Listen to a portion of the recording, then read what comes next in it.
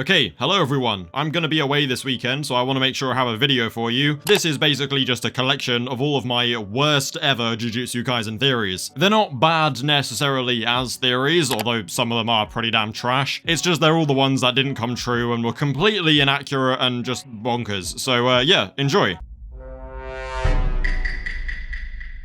Now, before Yuta taking over Gojo's body was revealed, I was decently strong supporter of the Gojo revival movement and even made a few theories of my own. And in all of my theories, I have always said that the main reason I believed Gojo would return is because Sukuna didn't go for the head. I simply could not get my own head around the fact that Gege made a huge point about how Toji should have taken off Gojo's head to stop him from healing. Toji not going for his head then lead to Gojo's awakening and all the impactful events that followed. And yet for some reason, Gege decided to make Sukuna slice him in half rather than aiming a tiny weeny bit higher and decapitating him. To me, it just felt way too deliberate of a decision, and it was the main reason that I thought Gojo was sure to return. And I was right, kind of, sort of. Okay, not really, but I was close enough. It turned out that Sukuna not decapitating Gojo was a deliberate choice, but it was so that Yuta could return in Gojo's body, not Gojo himself returning. And this event basically debunked my entire reasoning for thinking that Gojo would live. I mean, sure, there was loads of other reasons, but most of them went down the drain after seeing Yuta reveal himself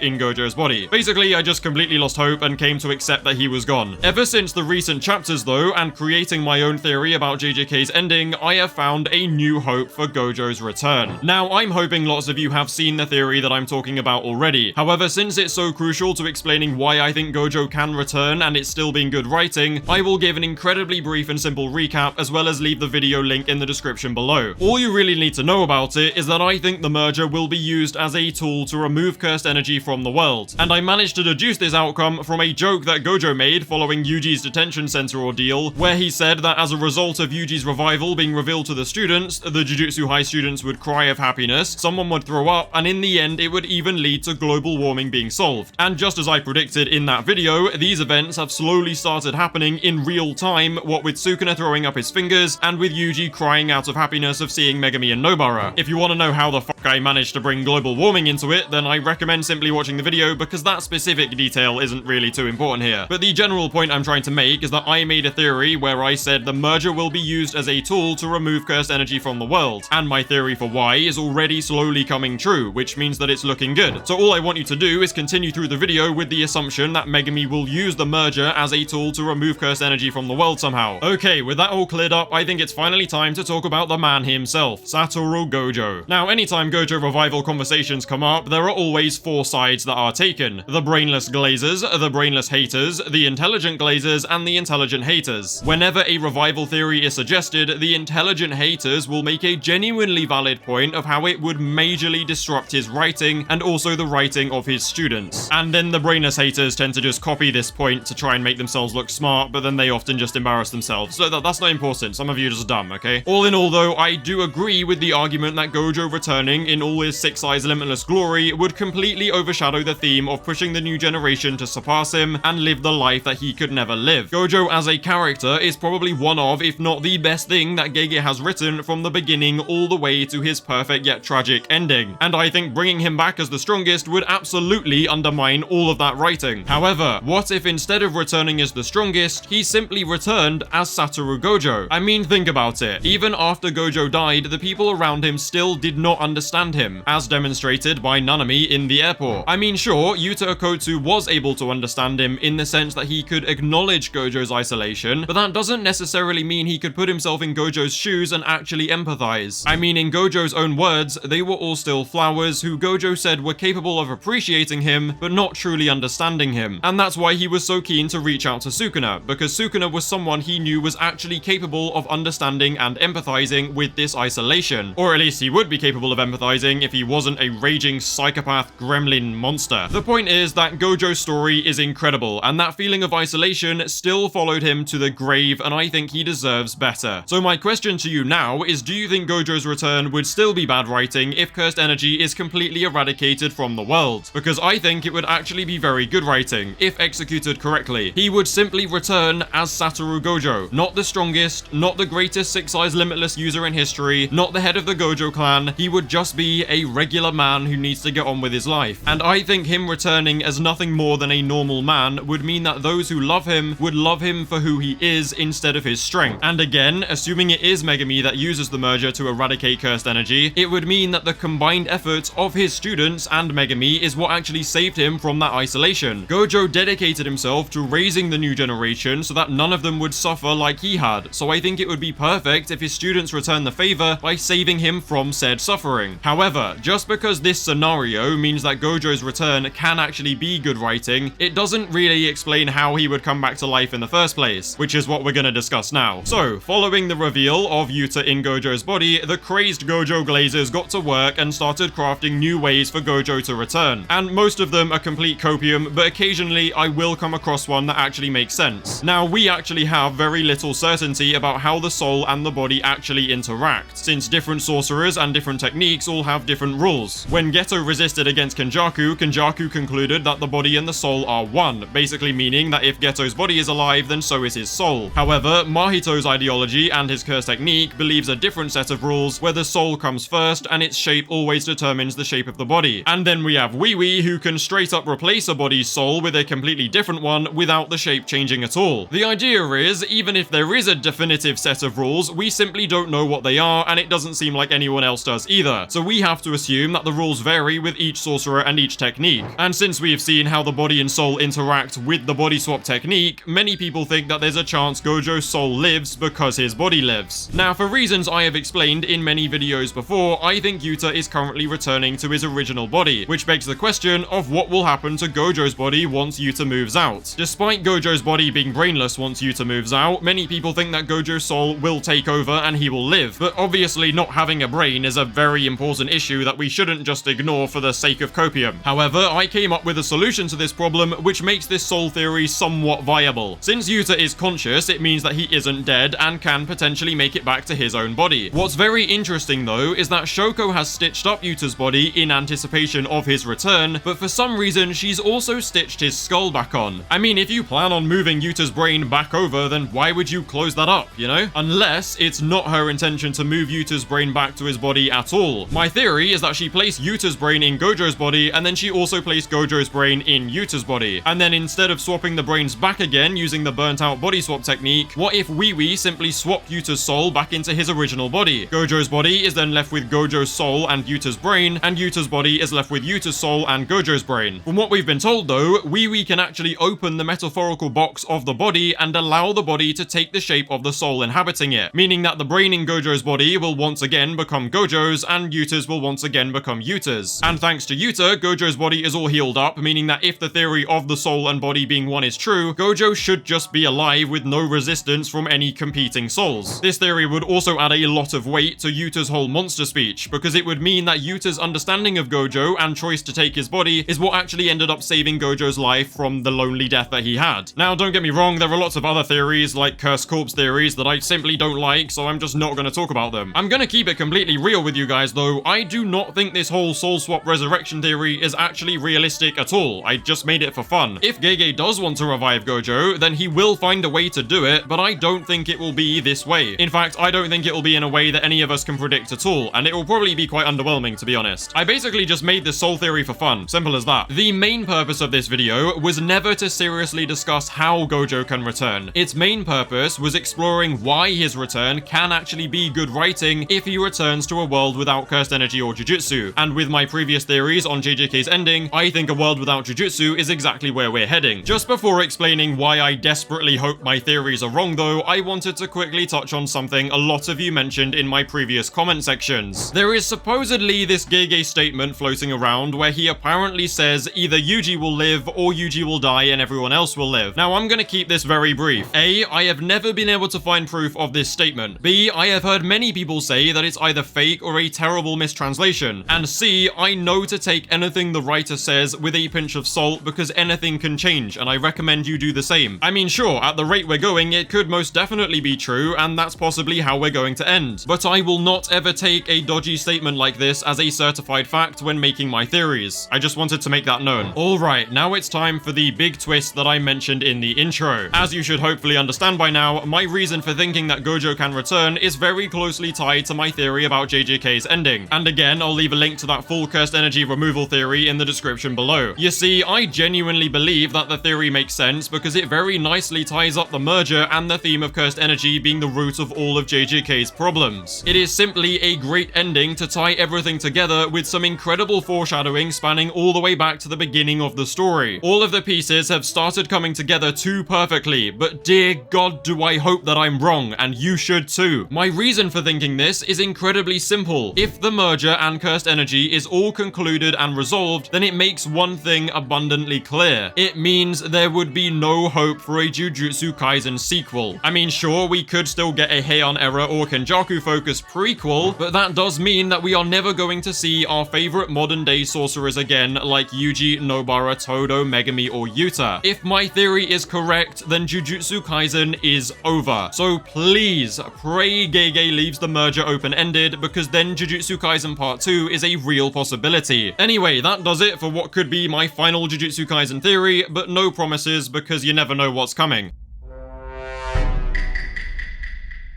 The recent tease of Satoru Gojo's return has obviously caused quite a commotion in the community. And of course, when I say it caused a commotion, what I really mean is the fandom started tearing itself apart because God forbid people have differing opinions in this community. There are countless theories circulating about what the ending of chapter 260 could be and if it really is Satoru Gojo as we know him. Since Gojo's death, the fandom has been split into those who think he'll return and those who think he is long gone. And obviously, a lot of the people who thought Gojo was dead dedicated their life to telling all of the copers how dumb and hopeless they are. But now that Gojo's return has actually been teased, all the haters have defaulted to bad writing in order to not look like an absolute spanner. Saying bad writing would be valid if it does turn out to be bad writing, but the fact of the matter is we don't know that yet because it hasn't been written. We literally have not seen it. This reveal could be complete trash or it could be the best revival story of all time. We don't know yet. Therefore, the purpose of this video is to discuss every major Gojo revival theory, determine which ones are best, and also decide which ones are most likely. So without further waffle, let's just get started. The first theory we're going to discuss is also the one that I think is most likely, and that is Gojo surviving by sacrificing one of his 6 eyes in a binding vow. Since the beginning of JJK, Gege has had some strange obsession with shading out Gojo's eye, and he did the same with Kugisaki before she got Mahitoed. And then of course there's that damn music video where it very heavily symbolizes Gojo, the 6 eyes, and potentially Nobara Kugisaki herself. However, there are already some really good videos breaking that song down, so I recommend you go and watch them since I want to focus more on the actual manga. Sukuna has got by via binding vows ever since he separated Go from Joe, so it makes sense if the way Gojo returns is also a binding vow sacrificing a 6 eye. Now the foreshadowing does suggest that this is the case, but it is not my favorite theory. I mean, what the f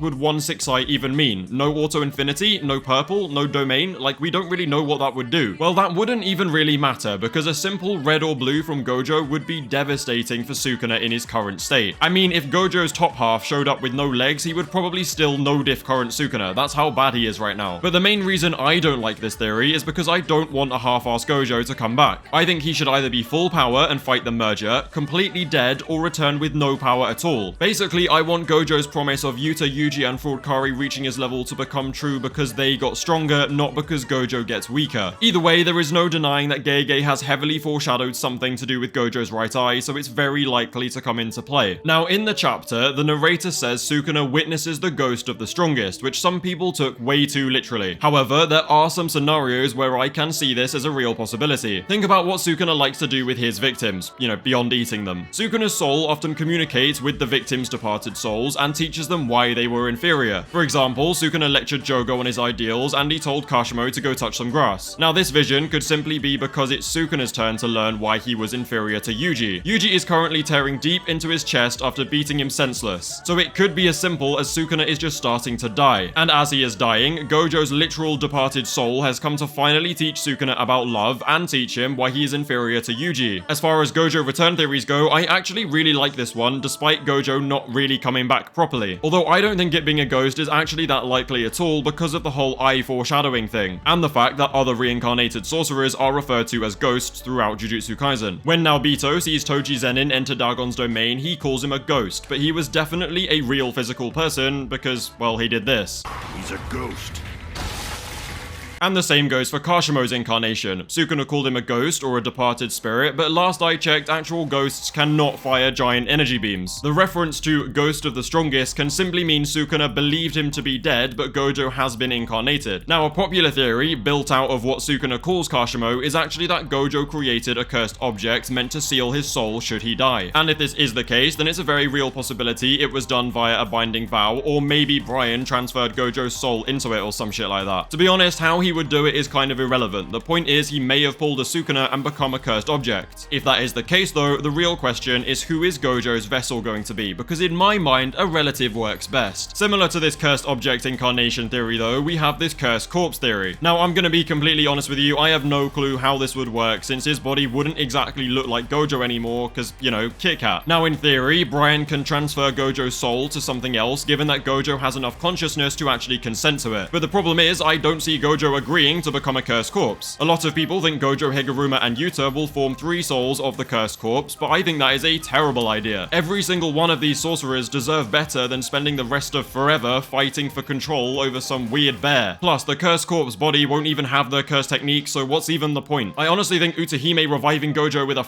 defibrillator is more likely than this theory, but again, it's not impossible. Now, this next theory is incredibly unlikely, but I absolutely love it, so I'm gonna subject you guys to it as well. Everybody loves to point out that breaking a binding vow you made with yourself only means you lose what was gained, but unlike everybody else, I think this is actually a very extreme consequence that could royally screw Sukuna over here, and it's all to do with the moment Sukuna got slammed by Yuta Okkotsu. To this day, people argue that Sukuna did use a world-cutting slash on Yuta, and I don't think he did because he only had 3 arms and they were all very clearly restrained. Sukuna does this chant for regular dismantles as well, so it doesn't mean that it was a world-cutting slash as opposed to just an amped dismantle. However, from what I have seen, Sukuna has not tried to use a world-cutting slash since Yuta's domain. Maki was dodging regular slashes because Sukuna never completed all 3 conditions. So this got me thinking, with how desperate Sukuna was in Yuta's domain, what if he really did use a world-cutting slash, but he broke the vow in order to do it? Sukuna doesn't really need a world-cutting slash for anybody other than Gojo, so perhaps he decided to use it in that one desperate moment, break the vow, and accept losing the technique. But now, imagine that Sukuna miscalculated. He thought he would lose his ability to use the world-cutting slash, but losing what you gained is still a very vague consequence. Maybe by breaking the vow, everything Sukuna had achieved by using the world-cutting slash had been undone. Gojo would then return because Yuji and Yuta, the MC tag team, actually cooked and saved him. Again, super unlikely, but I actually really like it. Okay, it's now finally time to discuss my favorite theory by a long shot. Sukuna is actually seeing Yuta Okkotsu with the 6 eyes and the limitless technique. For those of you saying it can't be because it looks like Gojo and Sukuna says the ghost of the strongest, let me just show you what I think is actually happening instead of yapping on about it.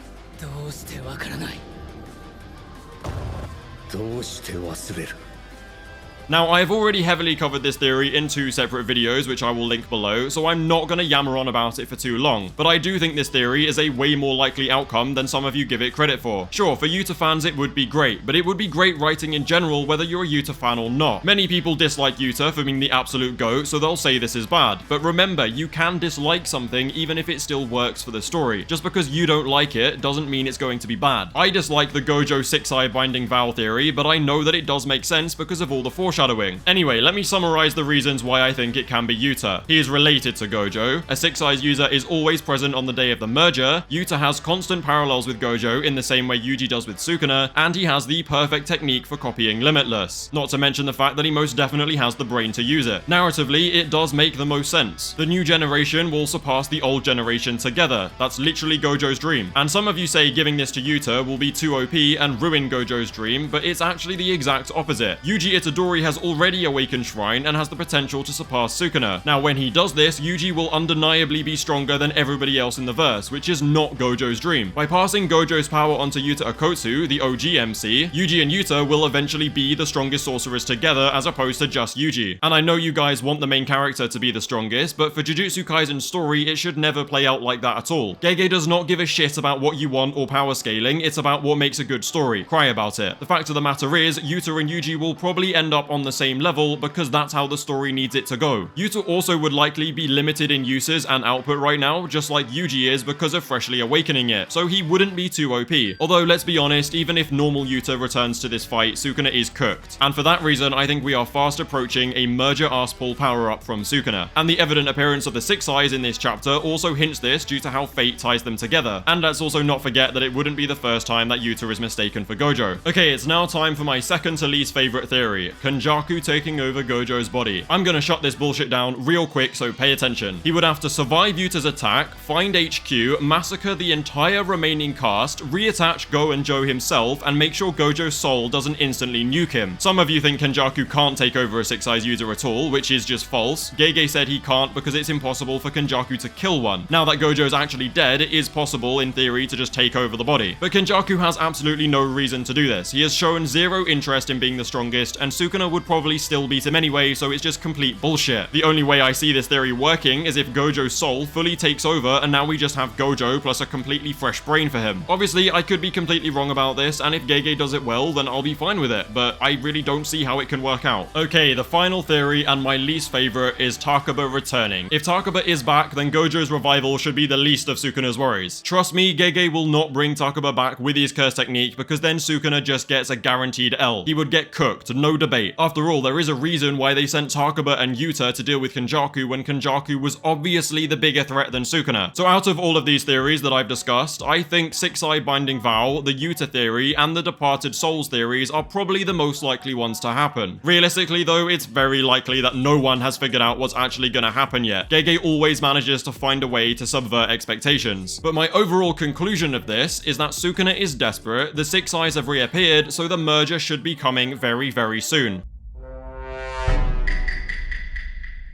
Now, if you are a regular viewer of my channel, then you have most likely watched my chapter 264 review video. And if that's the case, then I want to apologize because... I can't believe I'm about to say this. I was wrong. What? I spent half that video waffling on about how the train station at the end of 264 is probably Yuji's domain. In all fairness, I was incredibly sleep deprived and pressed for time, but yeah, I was wrong. It's definitely not Yuji's domain expansion. And I think most of you guys have realized that too. What many of you don't seem to have clocked onto though, is that both Sukuna and Yuji are likely already dead. That's right, after some thorough examination of this chapter with my fellow YouTuber Jaff Talks, I believe I have uncovered exactly what is going on here. And it is tragic. Some of you may think you know what I'm getting at here, but trust me, it goes even deeper than you think. These 2 pages of the train station may actually tell us exactly how Jujutsu Kaisen is going to end, including details about who will kill Sukuna, what Megumi's status is, what will happen with the merger, and also who will live to see the end of Jujutsu Kaisen. Not to mention that it sets up the possibility of the long-awaited Heian era flashbacks. So without any further yap, let's get straight into this theory about why Sukuna and Yuji are already dead. So, if you are not a crippling idiot, unlike me, then you will have clocked onto the fact that this train station is not Yuji's domain expansion. I mean, it doesn't look like it has anything to do with Yuji's curse techniques, it doesn't explain why Sukuna is back in Yuji's body, and it's simply not that menacing. Plus, Sukuna would definitely have thrown up Hollow Wicker Basket if it was a true domain expansion. So if it's not his domain, then what the fuck is it? Well, I believe that these last couple pages actually happen a little bit in the future after Sukuna has already been defeated. I think there is a good chance that we don't actually see this train station again for a couple of chapters, since Gege is going to need to show the final stage of the fight and what led to this. And of course, we all want to see what Yuji's domain expansion actually is. So in the upcoming chapters, we are likely going to see what Yuji's domain expansion actually is and how it will lead to Sukuna ending up dead inside Yuji's body. Actually, this whole idea perfectly parallels Gojo's death in chapter 236. Last time we saw Gojo, he was all fine and dandy, and then boom, suddenly he's in the airport, sitting in exactly the same position that Sukuna is now. Actually, the parallels between these 2 pages are so good that it practically confirms this entire theory. Anyway, just as it happened with Gojo, I believe we are getting this little train station sequence following Sukuna's defeat, and then we're gonna cut back to how he actually ended up here in the first place. Oh, and spoiler alert, I do not think it was Yuji that killed him. But before getting into all of that, we first have to go back to to the fight and figure out exactly what happened that led to them ending up in this innate domain looking train station. And what better place to start with than Yuji Itadori's true domain expansion. All we have seen of Yuji's domain is a hand sign, nothing more, not even a name, but we do at least know that it will eventually lead to Sukuna's defeat, because train station. That being said though, I don't think the domain is actually what kills him. No, I think Yuji's domain is what leads to Sukuna suddenly ending up in Yuji's body again. Now, let's be real, we don't know what the fuck Yuji's domain is for sure, but we can definitely make a pretty damn good guess. Sukuna spent the entire last 2 chapters waffling on about how Yuji's soul dismantle is incredibly fatal, but how it won't be a problem for him as long as he just doesn't get hit. Basically, Yuji needs to guarantee that his soul dismantles hit Sukuna in order to win. And what's the best way to guarantee that a hit lands in the world of Jujutsu Kaisen? Yeah, a domain expansion. So I think it's pretty obvious that Yuji's domain is going to work exactly like Malevolent Shrine, except all of his slashes will target the soul, or in this case, it will target the boundary between Sukuna and Megumi souls. Now, obviously, a sure hit that targets the soul is surpassed in brokenness only by Infinite Void, so that's already a huge Yuji upscale. Please do not jump the gun though. As of now, it's incredibly unlikely to actually have an open barrier, and it's probably not as refined as some existing domains. If Sukuna's technique wasn't currently burnt out, then Sukuna almost definitely would win the domain clash just by experience. Since Sukuna does not have Malevolent Shrine right now though, the domain is actually better off being a closed barrier since it would trap Sukuna inside. Basically, even if Yuji miraculously could open the barrier, he really shouldn't. The point is, Yuji is most likely gonna trap Sukuna in a soul-striking Malevolent Shrine. Now remember, Sukuna doesn't have a domain to counter with right now, but he does have all 4 arms, meaning that he will likely use Hollow Wicker Basket and then fight Yuji just like he did in Yuta's domain. So Yuji is gonna have to 1v1 the King of Curses in his domain until he does enough damage to make Sukuna drop Hollow Wicker Basket. And surprise, surprise, the outcome of this crazy 1v1 will likely result in Yuji successfully destroying Hollow Wicker Basket and finally tearing Megumi away from Sukuna. What follows that though is where shit gets really crazy. As we saw from chapter 263, when the barrier between Sukuna and Megumi's soul is heavily damaged, he begins to throw up his fingers. So if that barrier is totally shredded, then it follows that Sukuna will throw up every single finger, leading to Megumi being totally freed and regaining control of his body. Now, many people believe that Megumi cannot regain his normal body, but I think that's very obviously untrue thanks to Wii's explanation of the body and the soul. Once only Megumi's soul remains inside his body, then he can open that box that Wii described, leading to his body resuming the shape of his soul. Then bam, normal Megumi returns. I imagine this whole box mechanic is actually how Sukuna transformed into his Heian form in the first place. Anyway, now that the goal of separating the fingers from Megumi has been completed, it's time for stage 2 of Yuji Itadori's plan, Sukuna's execution. It all circles back to the original goal of Jujutsu Kaisen, for Yuji to consume all of Sukuna's fingers and then be executed, taking Sukuna down to hell with him. To Yuji, the risk of leaving Sukuna as fingers is simply way too great, so I believe that he will yet again consume all of Sukuna's fingers and become his vessel. Hence why we see Yuji-kuna in the train station panels. Now, I'm not gonna lie, if you love Yuji Itadori like I do, or you're a crazed Sukuna glazer, then you're probably not gonna like what follows. Since we're on the topic of going full circle, I think it's time we address the matter of who is going to finally execute Yuji Itadori and Ryomen Sukuna, sending them both to that train station. Like I said, the original goal of Jujutsu Kaisen was to have Yuji consume as many fingers as possible before executing him, and I think that's exactly what's about to happen. Following Yuji's domain and becoming Sukuna's vessel once again, Yuji Itadori will likely be executed by one of 2 people. The first possibility is Megumi Fushiguro, and the second possibility is Yuta Okkotsu. Megumi seems like the most likely option because, besides Yuji, he definitely has the most reason to want Sukuna dead and buried. It would also neatly parallel Megumi's reluctance to kill Yuji right at the beginning of the story, which effectively started this whole fiasco in the first place. The other option is Yuta, because Yuji did personally request for him to finish him off if needed, and Yuta did agree. Also, we can't be certain that Megumi won't come out of there a vegetable from Infinite Void, so Yuta is definitely the next best option. Basically, it will most definitely be one of these 2 characters who execute Yuji Itadori and Ryomen Sukuna, ending that side of the story for good. Long story short, the train station pages actually don't happen until everything above has taken place, meaning that they are both already dead. As a lot of people have already guessed, the train station is very likely to be Yuji Itadori's innate domain, and this conversation between Yuji and Sukuna is likely going to result in us finally seeing Sukuna flashbacks. This whole situation is a great ending for Sukuna because Yuji is effectively doing to him what Sukuna did to Jogo and Kashimo after beating them. This will be how Sukuna is finally taught about love. And no, I don't think we're gonna get any kind of talk no jutsu bullshit where Sukuna turns good or anything dumb come like that. It will simply be Yuji Itadori showing Sukuna why he lost and why his entire selfless monster mindset was simply inferior to Yuji Itadori's mindset. Obviously, I can't predict what kind of flashbacks we're gonna see or what's gonna happen in them, but all that really matters is that we are very likely finally going to get some form of flashback on their little train journey. Another very tragic possibility that I have considered here is that we may end up seeing some very familiar faces in Yuji's post-death innate domain. Gojo ended up in an airport full of his deceased people who had a big impact on his life, and strangely enough, so did Jogo when he saw Hanami and Dagon. So make sure to keep your tissues close because Gojo, Nobara, Wasuki, Junpei, and also maybe Kenjaku are very likely to make an appearance in my opinion. The point is though that this conversation and trip down memory lane will be all for the purpose of Yuji Itadori teaching Sukuna why he sucks. The end. Now I genuinely believe that pretty much everything I've talked about so far is what Gege has in store for us, and honestly I really like it. With Sukuna's story being wrapped up and Megumi being freed though, it only leaves one big plot point left for us to cover: the merger. I think with the very clear direction that Gege is taking this, it's obvious to see that the merger will not simply be a big scary curse monster for them to all fight. I've seen some people saying that Sukuna and Yuji will make another binding vow to be revived again and then fight the merger, but I personally think that's dumb as fuck. What's much more likely is the conclusion that I have been predicting for a very long time. Megumi will use the merger as a way to solve the root cause of all their suffering and rid cursed energy from the world, or at least maybe find a way to prevent it from randomly pooling and creating curses. I have absolutely no clue how this can be done, but my best guess would be to have his new divine dogma Haraga adapt to the merger in order to change its function. Realistically though, the merger side of things has always been a massive question mark, and to be honest, it still is. That's just my best guess. To summarize though, chapter 264's train station pages actually occur after Sukuna's defeat. I believe Yuji will tear Sukuna away from Megumi using his soul-striking domain, then he will become Sukuna's vessel yet again, and then finally be executed by either Megumi or Yuta. Sukuna and Yuji will take a trip down Flashback Avenue, and we will maybe even see some old friends there. And that pretty much does it for this whole theory. Oh, and also chapter 265 is very likely to be a Hikari vs Arame chapter, because there is no way that Sukuna dies before Arame does.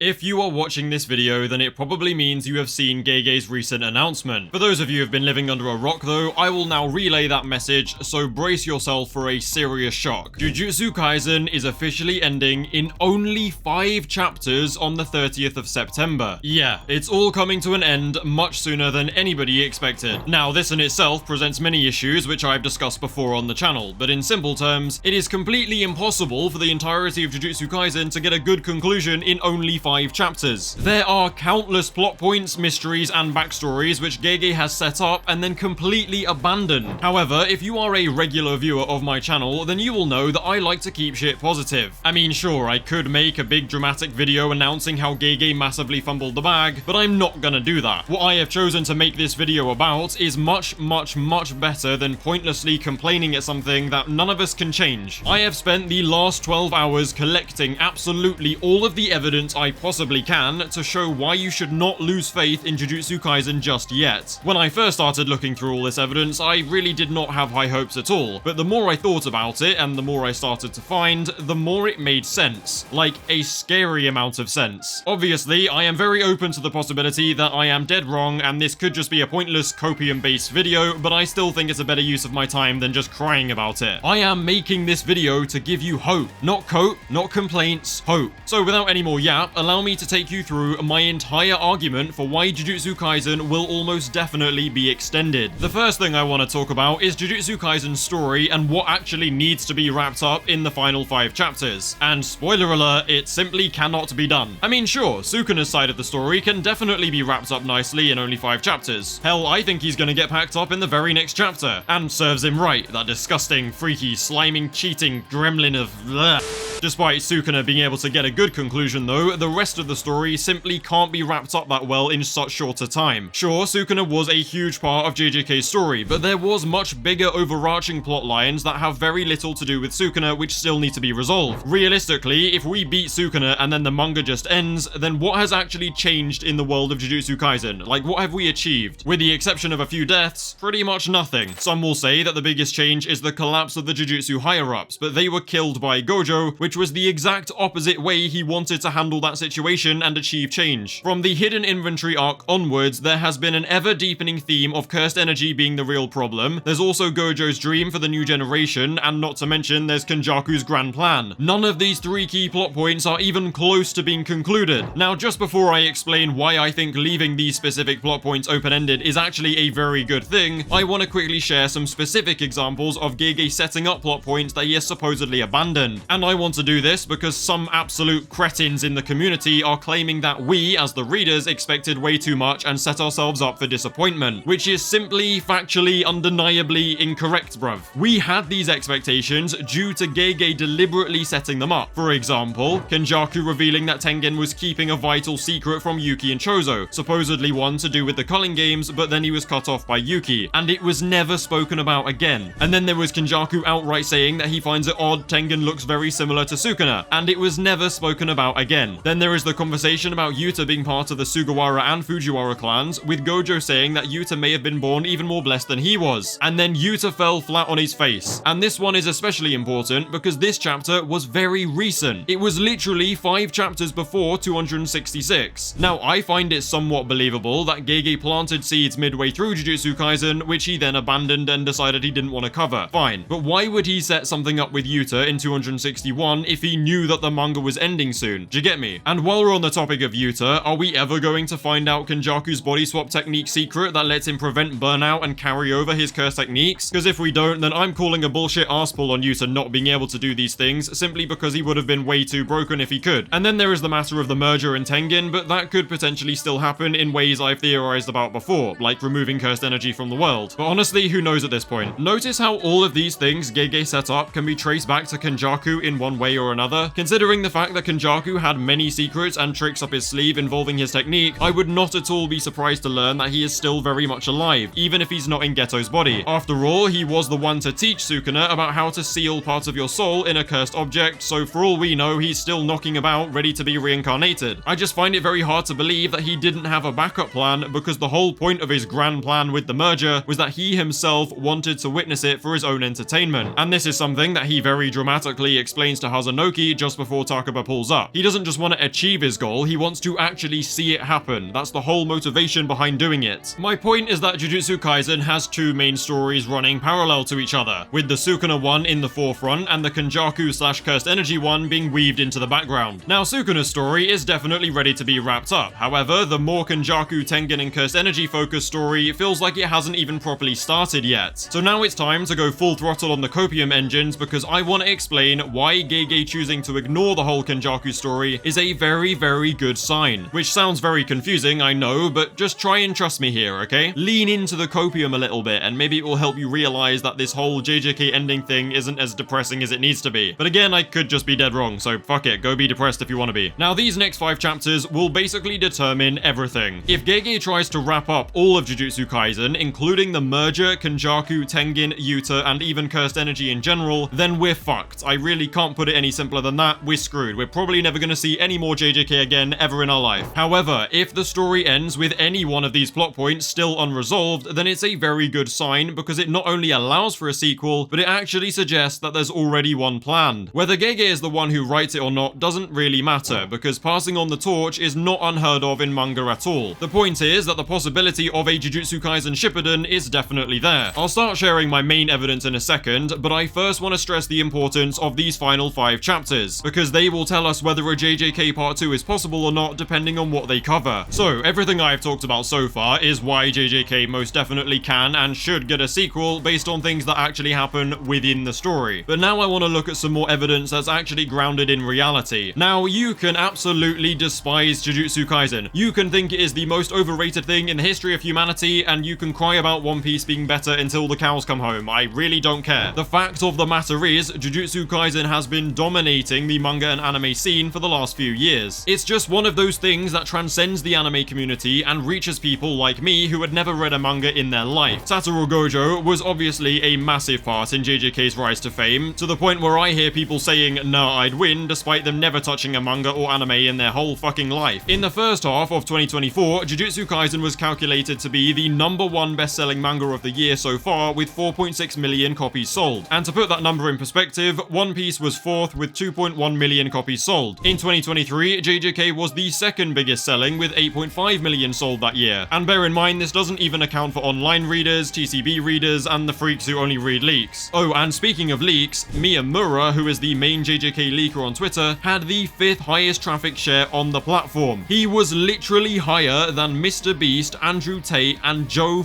Biden, the literal president of the United States. Do you know how crazy that is? Sure, I doubt Shonen Jump really gives a fuck about that specific Miyamura detail, but they are most definitely aware of how unbelievably popular Jujutsu Kaisen is for a relatively young new-gen manga. From a business perspective, it makes absolutely no sense to just let Jujutsu Kaisen fall off the face of the earth without putting up a serious fight. With My Hero Academia also ending, Jump will be losing 2 of its top 10 selling mangas in the same year. However, My Hero is 430 chapters long, and in my incredible experience with it, it's pretty well fleshed out. If Shonen Jump pushed for more My Hero, then I would say they're just milking it at this point. However, the same cannot be said for Jujutsu Kaisen. As we have discussed already, JJK has simply not been milked enough. There is so much missing from it, which has already been set up by Gege in the story, so the sequel potential is so real. Even if Gege isn't the one writing it, I really don't see Shonen Jump letting this opportunity slide so easily. I honestly wouldn't be surprised to learn that Jump basically made an agreement with Gege that he could wrap up the Sukuna side of things and then the other people can take over. I don't really know the legal side of things in terms of the rights to JJK, but I A, don't think Gege would object to this idea, and B, I am certain that if Shonen Jump have any amount of control at all, then they will definitely fight for more Jujutsu Kaisen in the future. I'm not done cooking just yet though, because there is actually more. Now, we know that there is supposedly a big special project for Jujutsu Kaisen set to be announced very soon. Granted, that's literally all we know about it, but it gives me hope all the same. At the time of making this video, we literally have no information on this project other than it exists, it's for JJK, and Gege is somewhat involved. It literally could be anything from a sequel to a f***ing magazine of Gojo and Mei at a nudist beach. Who really knows at this point, but it's just giving me hope, you know? It's a very good sign that there is more JJK on the way. Now, let's go with the assumption that Gege and Shonen Jump agreed that he would finish the Sukuna story and then they would take over for a kenjaku-focused sequel. From a marketing perspective, I want to know what you think sounds better. A, simply continuing to release chapters until it ends, leaving everyone uncertain of how long the manga will actually last, or option B, announcing it's all ending in 5 chapters and then announcing a sequel series as part of a special project soon after. Yeah, option B is very obviously going to create more hype. Anyway, that was basically every story and business related reason I could find for why Jujutsu Kaisen can definitely be extended. However, like I said, it's probably all just pure copium, but it's better to laugh than to cry. It is what it is.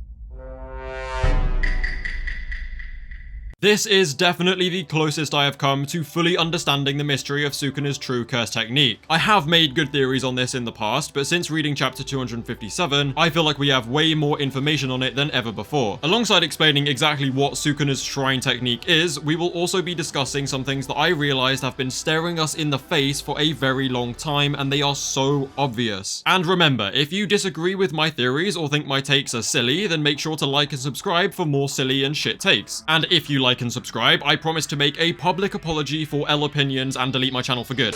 The first thing I want to clear up is that the true name of Sukuna's curse technique, Shrine, was actually revealed a long time ago, but thanks to some dodgy translations and some people who are outright dumb, it was never really picked up on. Yorozu, one of the strongest sorcerers of the Heian era who was killed by Sukuna himself, referred to Sukuna's curse technique as Shrine in the Culling Games. But of course, Mr. John Weary himself decided Gege must have just forgotten to write Malevolent, so he took it upon himself to fill in the gaps. But Yorozu does not say Malevolent Shrine, she just says Shrine in reference to Sukuna's true curse technique. As a Heian era sorcerer, Yorozu could easily have this information on Sukuna's curse technique that modern day sorcerers do not have. But even though this moment is what revealed Sukuna's true curse technique to be Shrine, it doesn't really tell us anything about what the Shrine does. Well, other than allowing Sukuna to reject incredibly attractive and naked sorcerers. However, Yorozu was not the only one to recognize Sukuna's technique as Shrine, since Gojo did the exact same thing in his fight against Sukuna. But this time, Gojo actually gives us a very subtle clue as to what Shrine actually is. By the way, John Weary decided that these translations needed to be f***ed up too, so please go and read the TCB before you all start screaming at me that I'm wrong. Gojo says Shrine and not Malevolent Shrine, and the same applies to Yorozu. Anyway, in chapter 233, Satoru Gojo says, and I quote, "Unless he applies it externally to his domain, he can't use Shrine and the 10 Shadows simultaneously." And honestly, go and compare that to what John Weary wrote and you will realize exactly what I mean. Anywho, Gojo, who possesses the Six Eyes, called Sukuna's curse technique Shrine. And we know from Baghead and Miguel that Gojo Six Eyes can actually determine the details of one's curse technique. With Yorozu being from the Heian era and Gojo having the Six Eyes, I feel confident trusting these two sorcerers when they say that Sukuna's curse technique is Shrine. And that is why it was absolutely no shock to me when Sukuna finally confirmed it in chapter 257. Now that's all well and good, but we also want to know what the f*** it does. Well, in chapter 228, Gojo gives a pretty good hint as to what it actually is. And to be honest, this hint is very often overlooked. Gojo questions if Sukuna is only using curse techniques granted by the domain. Now this clearly suggests that Gojo thinks Sukuna has multiple techniques. And I know what you're all thinking. Gojo's talking about the fact that Sukuna isn't using Megumi's 10 Shadows. Well, I definitely see why you would interpret it that way, but at the same time, no. He does then continue on to question why Sukuna hasn't used 10 Shadows in the domain, but I think it would be incredibly weird wording for Gojo to say not using any curse techniques other than if he didn't think Sukuna had multiple options. He's probably wondering why Sukuna isn't using 10 Shadows or any other technique since he can't do both simultaneously and he's just choosing to do neither. But obviously the readers know that it's because Sukuna is actually working his plan of adapting Maharaga to Infinite Void. You also gotta ask how Gojo knew Sukuna wasn't able to go all out. In the airport chapter, Gojo makes it very clear that Sukuna was not able to give it everything he's got. But how does he know that? Well, I think it's because Gojo already had a decent understanding of the Shrine technique, and these comments reveal a lot more now that Shrine is officially confirmed. But the point of this is that Sukuna's Shrine technique almost definitely involves the collection of other curse techniques. And of course, Sukuna's fire arrow against Jogo and Maharaga was also a huge indicator that Sukuna's curse technique actually stores other curse techniques. But the question I have finally found an answer for is how does he do it? Well, simply put, Shrine is just a shrine. I mean, it was obvious. Like, look at its name, appearance, and the fact that Sukuna seems to have multiple curse techniques. Literally, just look up your standard dictionary definition of shrine and you will find a definition that perfectly matches Sukuna's curse technique. In case you can't be asked to do that though, I'll do it for you. It can mean many things, but the most fitting descriptions are a collection of tools and weapons, as well as something people worship, or more accurately, they worship what the shrine represents. One definition even says a case or a box where sacred relics are deposited, so surely you don't need Todo's IQ to understand that shrine is likely a means of collecting curse techniques as weapons. And just like all of the other curse techniques in the series, it perfectly represents Sukuna's character in many ways. I mean, first off, commoners and farmers used to literally worship Sukuna and bring offerings, which is like the entire point of a shrine. The condition for adding a curse technique to shrine is also very fitting for Sukuna, and I believe that condition is simply eating a part of the sorcerer with that curse technique. As we have discussed before, Sukuna's whole thing is eating. Hell, we just learned that he ate his own twin in the womb, which is probably what started him on this cannibalism addiction journey in the first place. Not to mention, Arame is only tolerated because they are Sukuna's personal chef who prepares people for consumption. And this information was pretty much outright confirmed in the fanbook's Q&A, but it should not take a light Yagami to realize that Arame's techniques and skills when preparing the bath also strongly suggest this. Sukuna eats when he wants to eat, and he kills when he is bored. So I think the shrine technique is as simple as Sukuna consuming part of the curse technique's user and then storing the new curse technique in his shrine, which is effectively just a receptacle or a box for holding potentially infinite numbers of curse techniques. Now, a fun and slightly unfactual fact for you guys is that the first thing Sukuna did when taking over Megumi and encountering Angel was literally eating Angel's arm right off her body. Like, why that reaction? Low output or not, Dismantle and Cleave should heavily injure Angel, so why try literally eating her? Well, I'll tell you why. It's because Jacob's Ladder is a goated as f*** technique and Sukuna wanted it. In fact, if my theory is correct, Sukuna should already have Jacob's Ladder in his shrine, which is a terrifying thought. Now, the matter of storing curse techniques in general is a bit tricky, because Sukuna says that curse techniques are engraved around your right prefrontal cortex, and the narrator says that they're engraved on the body, and I personally think they're engraved on the soul, but who really knows? I mean, if they were normally engraved in the brain, then Kenjaku wouldn't be able to use his host's curse technique, because the whole point of his curse technique is to kick their brain out of their body. Yuki also says that the brain's memory can only handle 3 to 4 curse techniques at one time, but this doesn't ruin my theory in any way, because the whole point of the Shrine Curse technique is to bypass the brain's limitations and be a technique specifically for storing multiple techniques. It is effectively a technique that allows you to become the King of Curses. I think what happens is that Shrine stores the curse techniques and Sukuna chooses one to always have active on his brain. And the way I think he activates a technique stored in Shrine is by performing the black box open chant to switch out the technique which occupies his brain. In theory though, Sukuna should be able to have 3 to 4 techniques at one time occupying his brain, but he chooses to only have dismantle and cleave because he doesn't really need any more than that. When using a fire arrow though, we don't see him use the chant to switch back to dismantle, which means he probably leaves it active at all times. It does make a lot of sense that Sukuna's favorite technique is cleave and dismantle because knives and cooking and food and all that shit. And then there's the master of his domain. Other sorcerers with multiple curse techniques like Yuta and Kenjaku can actually change the guaranteed hit of their domain. And in my opinion, you're crazy if you think Sukuna can't do the same. It's just that he's had absolutely no need to change it so far, and he probably just favors cleave over any other technique. And if he did want to change it, he would have to open Shrine and choose a curse technique to occupy his brain, which would reveal more about his curse technique than he really needs to, especially against someone as resourceful and adaptive as Gojo. Now, normally multiple curse techniques can't be used at once if you have more than 2 stored in your brain's memory. But for multiple curse technique and domain users like Kenjaku, Yuta, and Sukuna, there is a sly way of bypassing this and using 2 at once. Once a technique is imbued into your domain, your brain no longer has the burden of running that curse technique non-stop. This means that you can use another technique or something like domain amplification while having a technique as your guaranteed hit. Sukuna actually did this in his fight against Satoru Gojo by using Malevolent Shrine's guaranteed hit and domain amplification at the same time. And this is something that you can't really do outside of a domain because you can't use a technique and domain amp at the same time. And this is even more reason to suggest that Sukuna's guaranteed hit can actually change, but he just has no reason to change it. Oh, and I guess he did the same thing against Maharaga, where he used Malevolent Shrine to slice and then switched his main curse technique to fire and attacked manually. This idea of Shrine being a storage unit that requires a chant to open and eating sorcerers as the copy condition is very simple, very fitting, very versatile, and blatantly OP. But the best thing is, it doesn't break any rules. I think everything about this theory just makes sense. However, there is one problem that I'm sure you have all clocked onto right about now. So before you go scurrying off to the comments, just hear me out because I'm convinced I can turn this problem into something incredible. But yes, the main problem with this theory is Yuta. And you're totally right, it is just the same as Yuta. He copies a curse technique by eating part of a sorcerer. Yeah, exactly the same. But regardless of whether you like it being the same or not, the fact that Yuta also possesses this ability is genuinely just more evidence backing up this theory. Consider Sukuna's big bad scary title, the King of Curses. Now consider big scary curse Rika, who is also titled the Queen of Curses. Sure, Rika is definitely strong, but how the f did she manage to earn herself a title on the same level as Ryomen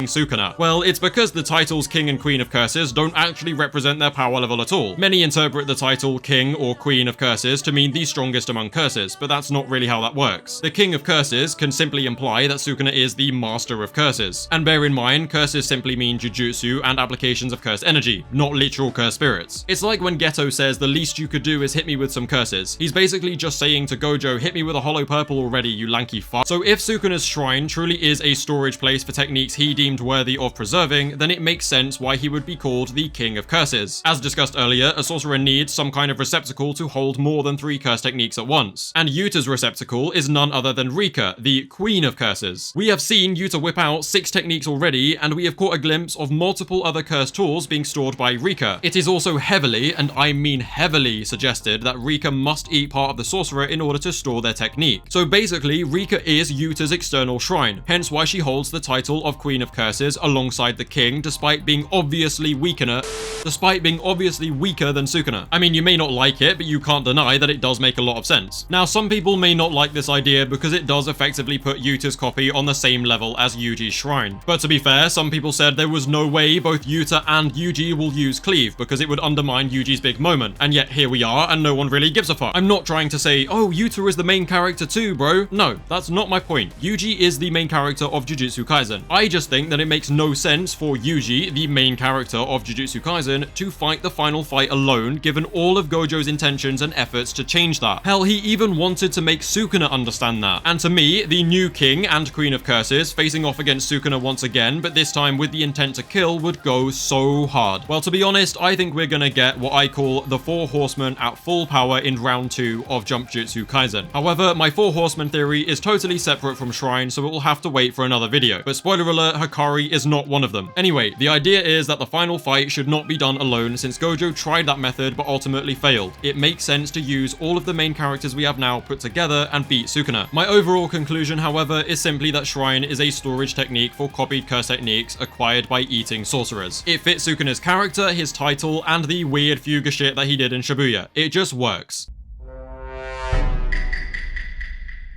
What actually happened during the 1-month training time skip? Well, chapter 258 finally confirmed a long-anticipated theory that the gang was utilizing soul swapping. What no one expected though was that it was not Yuji responsible for this broken ability. It was Wee, or Brian as we now call him. You all read the chapter, so I'm not going to spend 5 years repeating what Brian said, but the idea is that each sorcerer could swap twice in a month in order to learn a new ability. And keep in mind, this does not mean they can learn a new curse technique, only abilities that theoretically anybody can use. So far, the only confirmed swaps were Yuji and Kusakabe, but with everyone being allowed 2, there were definitely more swaps made that we don't know about. So the purpose of this video is to figure out all of the best soul swapping combinations that they likely used during the time skip, along with all the other stuff they got up to, including Hikari's secret power-up. Now, first off, we know that Kusakabe and Yuji is a confirmed swap in order for Yuji to learn an advanced form of simple domain, and this means that both Kusakabe and Yuji only have 1 swap left for the rest of the video. I also think we can safely rule out the possibility of Yuji and Choso swapping. The point of Choso's yapping about blood healing was that it wasn't going to be that hard for Yuji to learn, at least compared to everyone else who had to learn normal reverse curse technique. Yuji also hasn't mastered convergence yet, and he said that Choso was a bad teacher, meaning it's unlikely that they swapped as opposed to just doing normal teaching. Now to me, Yuji's second swap is insanely obvious. I think he swapped with Shoko Ieri. With knowledge of the soul and Shoko's detailed knowledge of outputting reverse curse technique, it should in theory allow Yuji to heal the souls of others. Of course though, the fact that Choso said Yuji can rely on a more cursed energy efficient blood healing does suggest that he wouldn't actually acquire normal reverse curse technique. However, I see no reason why he can't just have both, since blood healing may be more cursed energy efficient, but I doubt it can heal the soul or other people. I feel like it's a majorly wasted opportunity not to give that ability to Yuji. And I know a lot of you will hear this and immediately think of Nobara and Todo. And trust me, I thought the exact same thing when I came up with this idea, but even with my crippling copium addiction, I do not think Yuji being able to heal the soul is enough to save them. Mahito's idol transfiguration changes the soul's shape. It does not necessarily destroy the soul like Soul Split Katana. You simply cannot fix something that isn't broken. It just changes. But on the bright side, even if it's not by this method, Todo and Nobara are both returning very soon. I actually got off the phone with Gege just before making this video, and he said to, and I quote, "Prepare for a Todo masterclass." So trust me guys, I know what I'm talking about, okay? And I think Gege does too. Just have a little bit of faith, you know? Anyway, enough copium. Let's move on to the next potential switch, and honestly this one is definitely my favorite. Fans like to pitch them against each other, but I choose the new approach of teaming them up. It is Yuta and Hikari. These two are, for many reasons, the perfect training partners, and there is so much they can teach each other. Yuta Okotsu is one of the 3 sorcerers alive who can output reverse curse technique to heal others, just like Shoko and Sukuna. As we know, reverse curse technique is a very complex ability, but hey, anyone can cook, so it's likely that Yuta swapped with Hikari to teach him how to heal without jackpot. This idea is also supported by Hikari actually being the one to suggest that they all learn normal reverse curse technique. But the fun does not stop there, because I said Yuta is a rare case of someone who can actually heal others. So now imagine he teaches Hikari how to do that. Are you seeing what I'm getting at? Okay, just in case you don't understand this, I'll spell it out for you very simply. Jackpot plus healing others equals shared immortality. Genuinely, this is the most realistic theory of how we can actually save our fallen soldiers. Gojo's, Higuruma's, and Yuta's injuries are all literal child's play for Hikari. He could heal those injuries up without breaking a sweat, so if he can output his jackpot healing, then they all have a higher chance of survival. However, there is one very obvious problem with this theory. For what seems like the last 200 chapters, Hikari has been locked in getting bullied by Sukuna's maid, and he has definitely not been in Shoko's workshop stitching Go and Joe back together. Basically though, I see no reason for this not to be a thing other than it being too easy, so Gege is hoping no one clocks onto it. Yeah, Gege, I'm onto you, bro. I know you're not gonna go through with this flawless plan and make Hikari a relevant character. I am not that delusional. But that does not change the fact that I think it makes perfect sense and I would love to see it. If this doesn't happen, I'm basically just gonna put it down to our characters are dumb as f and didn't even think about trying it. Either that or Hikari is so bad that even when Yuta trains him, he can't learn shit. But yeah, this theory is definitely my favorite because I just love the thought of Hikari using his jackpot healing on everybody around him and making everyone immortal. He would never run out of cursed energy because of the way jackpot works, which means he can pretty much just constantly keep on healing everybody. And because at the moment he's a kick punch merchant who can't even defeat Sukuna's chef, he really has no better use. This would actually be a very good way to make him relevant in the story again. I say again like he ever was, so you know what I mean. Anyway, this possibility is easily my favorite and I suspect it will be yours too, so please do let me know your thoughts in the comments below. Now, something myself and a few others also theorized about is that in addition to Hikari gaining normal reverse curse technique, Yuta also gained the ability to shift his barrier coordinates. Unfortunately though, I have realized that this is actually really unlikely. Your domain is unique to you, and curse techniques are supposedly engraved on your body. This means Hikari should not be able to activate his own domain or Yuta's domain while inhabiting Yuta's body, and you likely cannot use your own curse technique while in another body. body, but I do believe that it's possible to use the curse technique of the body you swap to, at least for as long as you inhabit it. Even if this is the case though, Yuta using Hikari's curse technique while in his body would not teach his body how to then shift the barrier, because it's Yuta's soul in Hikari, not the body. Look.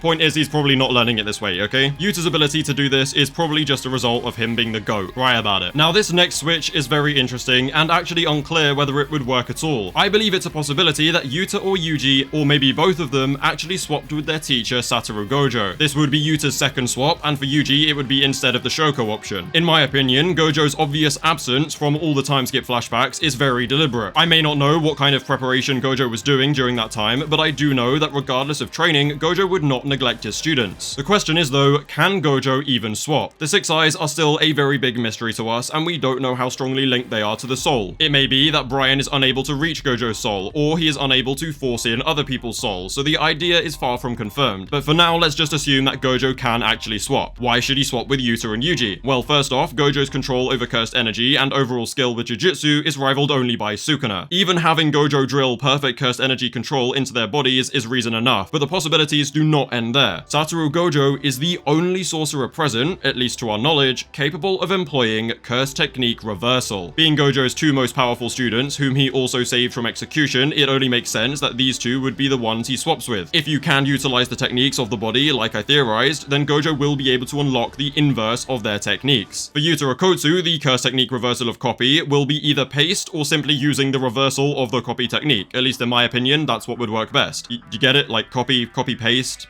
being like the thing you do after copy. Like, now paste would likely be where Yuta can temporarily dish out copy techniques to other people, like a worse version of All for One. The more likely option though is just that he can use the inverse of a copy technique. For example, the reverse of sky control could be like earthbending, or if you want to make it really overpowered, then you could make time a grabbable surface instead of space. For Yuji though, it's difficult since he wasn't actually able to use Shrine at the point of the training. However, he may have been taught the curse technique reversal of blood manipulation, which could be soul manipulation. If you're confused by that, I'll simplify it for you. What is the opposite of a flesh and blood body? The soul. Does this seem very fitting for Yuji? Yes. Does it mean he effectively has idol transfiguration and can save Nobara and Todo? Yes. Is this copium? Definitely. But I do find it really fitting for Yuji to have a curse technique reversal of blood manipulation, where instead of controlling the blood in the body, you control the soul. Also, it would go very well with the whole I am you thing, you know? Realistically though, Gojo probably didn't swap with anybody, but if he did, it would definitely be with these two characters. Let's also not forget that Ino and Choso also learn Simple Domain. Now for me, it makes sense that Kusakabe's second swap should be with Ino. He sort of took over Nanami's position of being that role model for Ino, and it's very clear that Ino looks up to Kusakabe in the same way he did with Nanami, so Kusakabe passing his skills onto the ambitious young sorcerer works great. Disagree all you want, but I think Ino is on a path to surpass Nanami and even Kusakabe and become the greatest grade 1 sorcerer alive. Genuinely, he is in my top 10 favorite characters in Jujutsu Kaisen, and there is nothing you can do about it. Now, since Kusakabe has used both swaps, but Choso also got Simple Domain, I only see one remaining possibility. They called her useless. They said she was a fraud. They wondered why she was still around. Yes, ladies and gentlemen, I believe that Choso swapped with none other than useful Miwa to learn his Simple Domain. And as if teaching Choso wasn't goated enough, Miwa recently stepped into Malevolent Shrine in order to save Maki from being torn to shreds. Now, despite my confusion at how Miwa's Simple Domain can possibly hold out against Malevolent Shrine when Yuji Kabe's didn't, I do really love that it happened. I especially loved seeing Maki hold on to Miwa so that her feet didn't leave that spot, because as we know, Miwa has a binding vow to make her Simple Domain fail if she moves her feet. Okay, sorry, I went slightly off topic there, but Miwa likely swapped with Choso, that's my point. So these are the main soul swapping combinations I think were, or at least should have been made during the 1 month. But let's not forget that during that month, we also saw Yuta recruit Miguel, Yuji, Choso, and Angel discussing the plan to separate Megumi, Angel suggesting Takaba to go handle kenjaku, Yuji and Higuruma discussing how to get Sukuna the death penalty, and finally Yuta and Inamaki obliterating the Jujutsu higher-ups. You know who was missing from all of these training flashbacks? Yeah, Gojo. In fact, the only time we saw him was sitting on his ass discussing Yaga's secret with Gaku Ganji. However, I do not think that Gojo spent the whole time on his ass, and neither do I think his absence was without purpose. From everything leading up to where we are now, Gege has left so many unanswered questions, and if he does what I believe he will do and make sure all of our questions are answered, then I will be very happy. In fact, the only thing he could do to make it even better is give a massive f**k-off Heian era flashback. But my point is, please, until the end of the manga, just have faith in Gege. Trust me, I want answers as bad as you do, but just enjoy the journey, you know?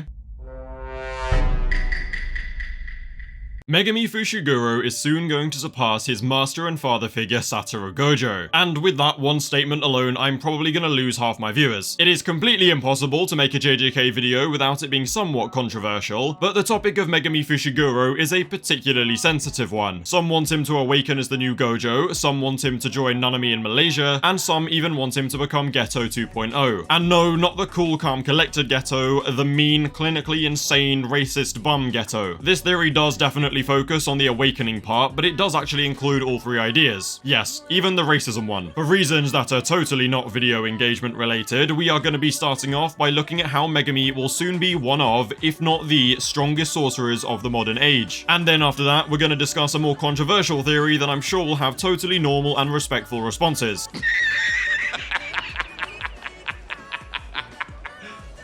Serious? Before we get started though, do not forget to subscribe because we are so close to 10k, and also if we can get this video to 2k likes, I will finally drop another Yuji Glaze video. Okay, enough yap, let's just get into it. It's been made clear since Megumi's introduction that the Zenin's inherited 10 Shadows technique is one of the absolute strongest abilities in sorcery's history. I mean, Sukuna did borderline fall in love with Megumi just because he wanted Mummy Maharaga that badly. However, Megumi was awarded the title of Potential Man for a reason, because as broken as the technique is, no Zenin has ever tamed its full capabilities. And believe it or not, Maharaga is not the only reason that the 10 Shadows is ridiculously strong. The other Shikigami, the ability to manipulate shadows, and the many extension techniques make it broken enough already. Adding Maharaga is just borderline overkill, like it's just a really good bonus. Now, Megumi was no exception to other Zenin because taming Maharaga was well beyond his gloomy ass's capabilities. Thanks to the King of Curses though, every single Shikigami in Megumi's arsenal has now been tamed. And then Gojo blew them all to Kingdom Come, but more on that in a moment. Look, the point is, when Megumi escapes Sukuna's control, he will be the first Zenin in history to tame all 10 Shikigami. And don't even think about slandering Megumi for needing Sukuna to be strong, because as much as it is undeniably true, the same applies to our main character, so let's just ignore it, okay? The fact is, Sukuna's plan to take Megumi's body will blow up in his face because he pretty much handed Megumi the ultimate 10 Shadows guidebook, and maybe even something more. For the sake of, well, my mental well-being, let's assume that Megumi completely escaped Sukuna's control. What will his technique look like after his master turned half of them into purple goop? Well, through the overpowered and slightly plot-convenient power of totality, even dead Shikigami can still be useful. You see, the 10 Shadows do actually have an official order, and whenever one type of Shikigami dies, its abilities are inherited by the next Shikigami along. Gege has revealed part of the order, which is 1. Divine Dogs, 2. The Toads, 3. The Great Serpent Orochi, 4. Niue, and 5. Max Elephant. Oh, and of course number 10 is none other than Big Raga himself. Now, Rabbit Escape, Round Ear, Piercing Ox, and Tiger Funeral all have assigned numbers that we're not aware of, so it's really hard to tell which Shikigami will inherit them once they get exercised. However, as far as I'm aware, all of these Shikigami are actually alive and well, and for those of you who think they went down with Agato, I'll explain why they probably didn't in a second. All that really matters is that if they get exercised, or have been exercised, their abilities will somehow be passed down. As for Maharaga though, we do actually know this. Since Maharaga and the 10 Shadows represents a cycle, it only makes sense that the last Shikigami's power is inherited by the first. And the first Shikigami happens to be none other than Megumi's personal favorite of Divine Dog Totality. Or as it should now be called, Divine Dog Totality Maharaga. The dog was already insanely strong, being able to take whole chunks out of Hanami and fully impale a finger bearer. Add Maharaga's adaptation to the mix and you might end up with the strongest Shikigami we have ever seen. Now, Agito had a base of Niue Totality Orochi, meaning that Round Ear and Tiger Funeral were likely added via the extension technique called Bottomless Well. A benefit of this technique is that even when Gojo totally embarrassed Agito, only the base of Niue would actually die. In theory, this means both Orochi and Niue's power should now be inherited by Max Elephant. Yep, that will look pretty interesting. With that in mind, let's quickly review the new state of Megumi's technique. First off, he will have Divine Dog Totality Maharaga, and then he will have his shitty toads, and then Max Elephant Totality Niue plus Orochi, which will genuinely just be a giant winged electrocuting elephant with a snake's tail. Actually, if the snake was the trunk, that would be pretty cool. Yeah, okay, I prefer that, with a snake's trunk. No,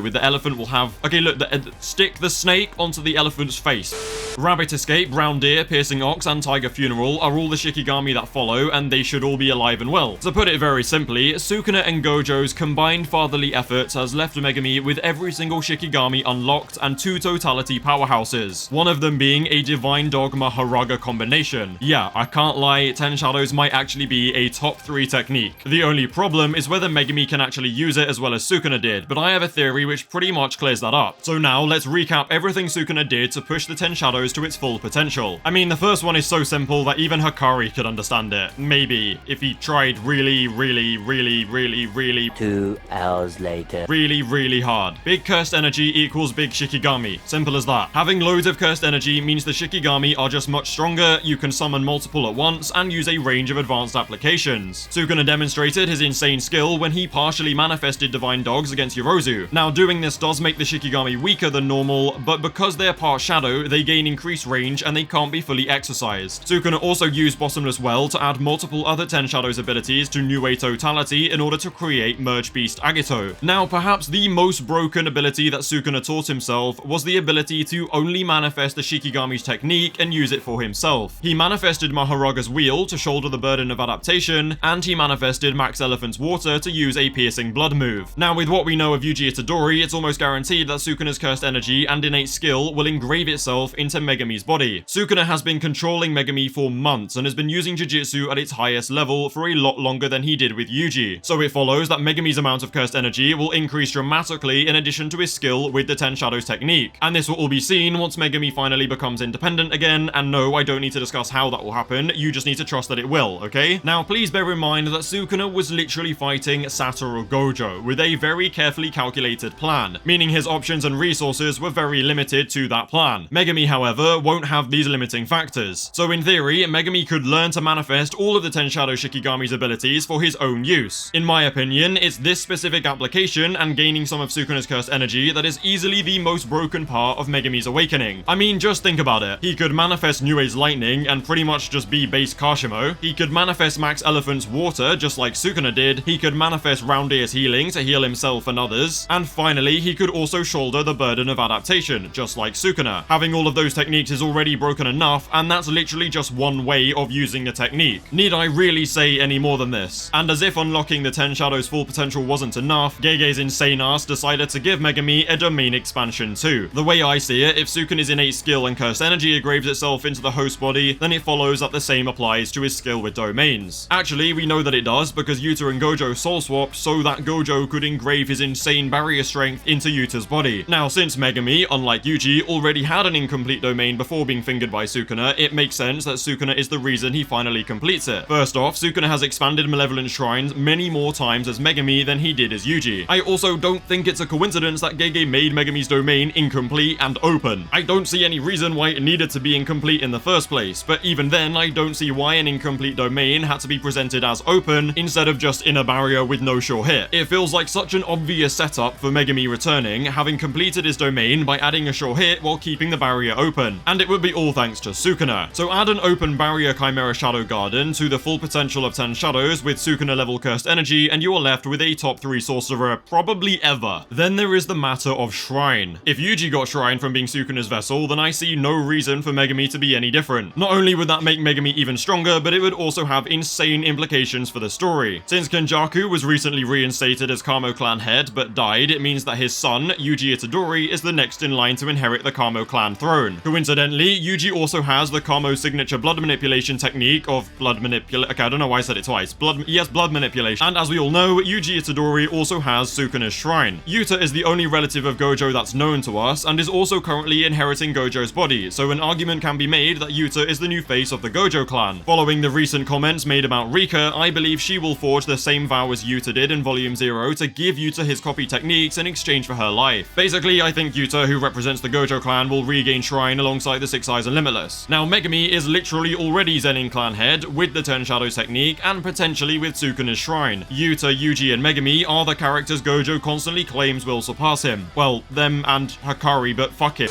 These 3 characters represent the big 3 clans of Jujutsu with the big 3 techniques, Sukuna's Shrine technique, and immense amounts of cursed energy. Not only could this represent them finally surpassing Gojo, but it also represents Gojo's dream of the new generation reforming Jujutsu society finally becoming a reality. However, I know that despite how much narrative sense this makes, people are gonna think it's dumb because Megumi is a bum and Yuji is the MC. Well, guess what? You said the exact same thing when I said it made narrative sense for Yuta to return with the Six Eyes and Limitless, and how'd that turn out for you? Exactly. The fact is, Gege cares only for the story, and every character, including Yuji, is simply a cog in that story. And you don't have to like it, but that's just how it works, so deal with it. Overall, I think there are actually very few holes on any theory I've discussed in this video. As much as I love the final section though, the main point of the video was about why Megumi will return as a top 3 sorcerer with one of the most insane techniques in JJK, period.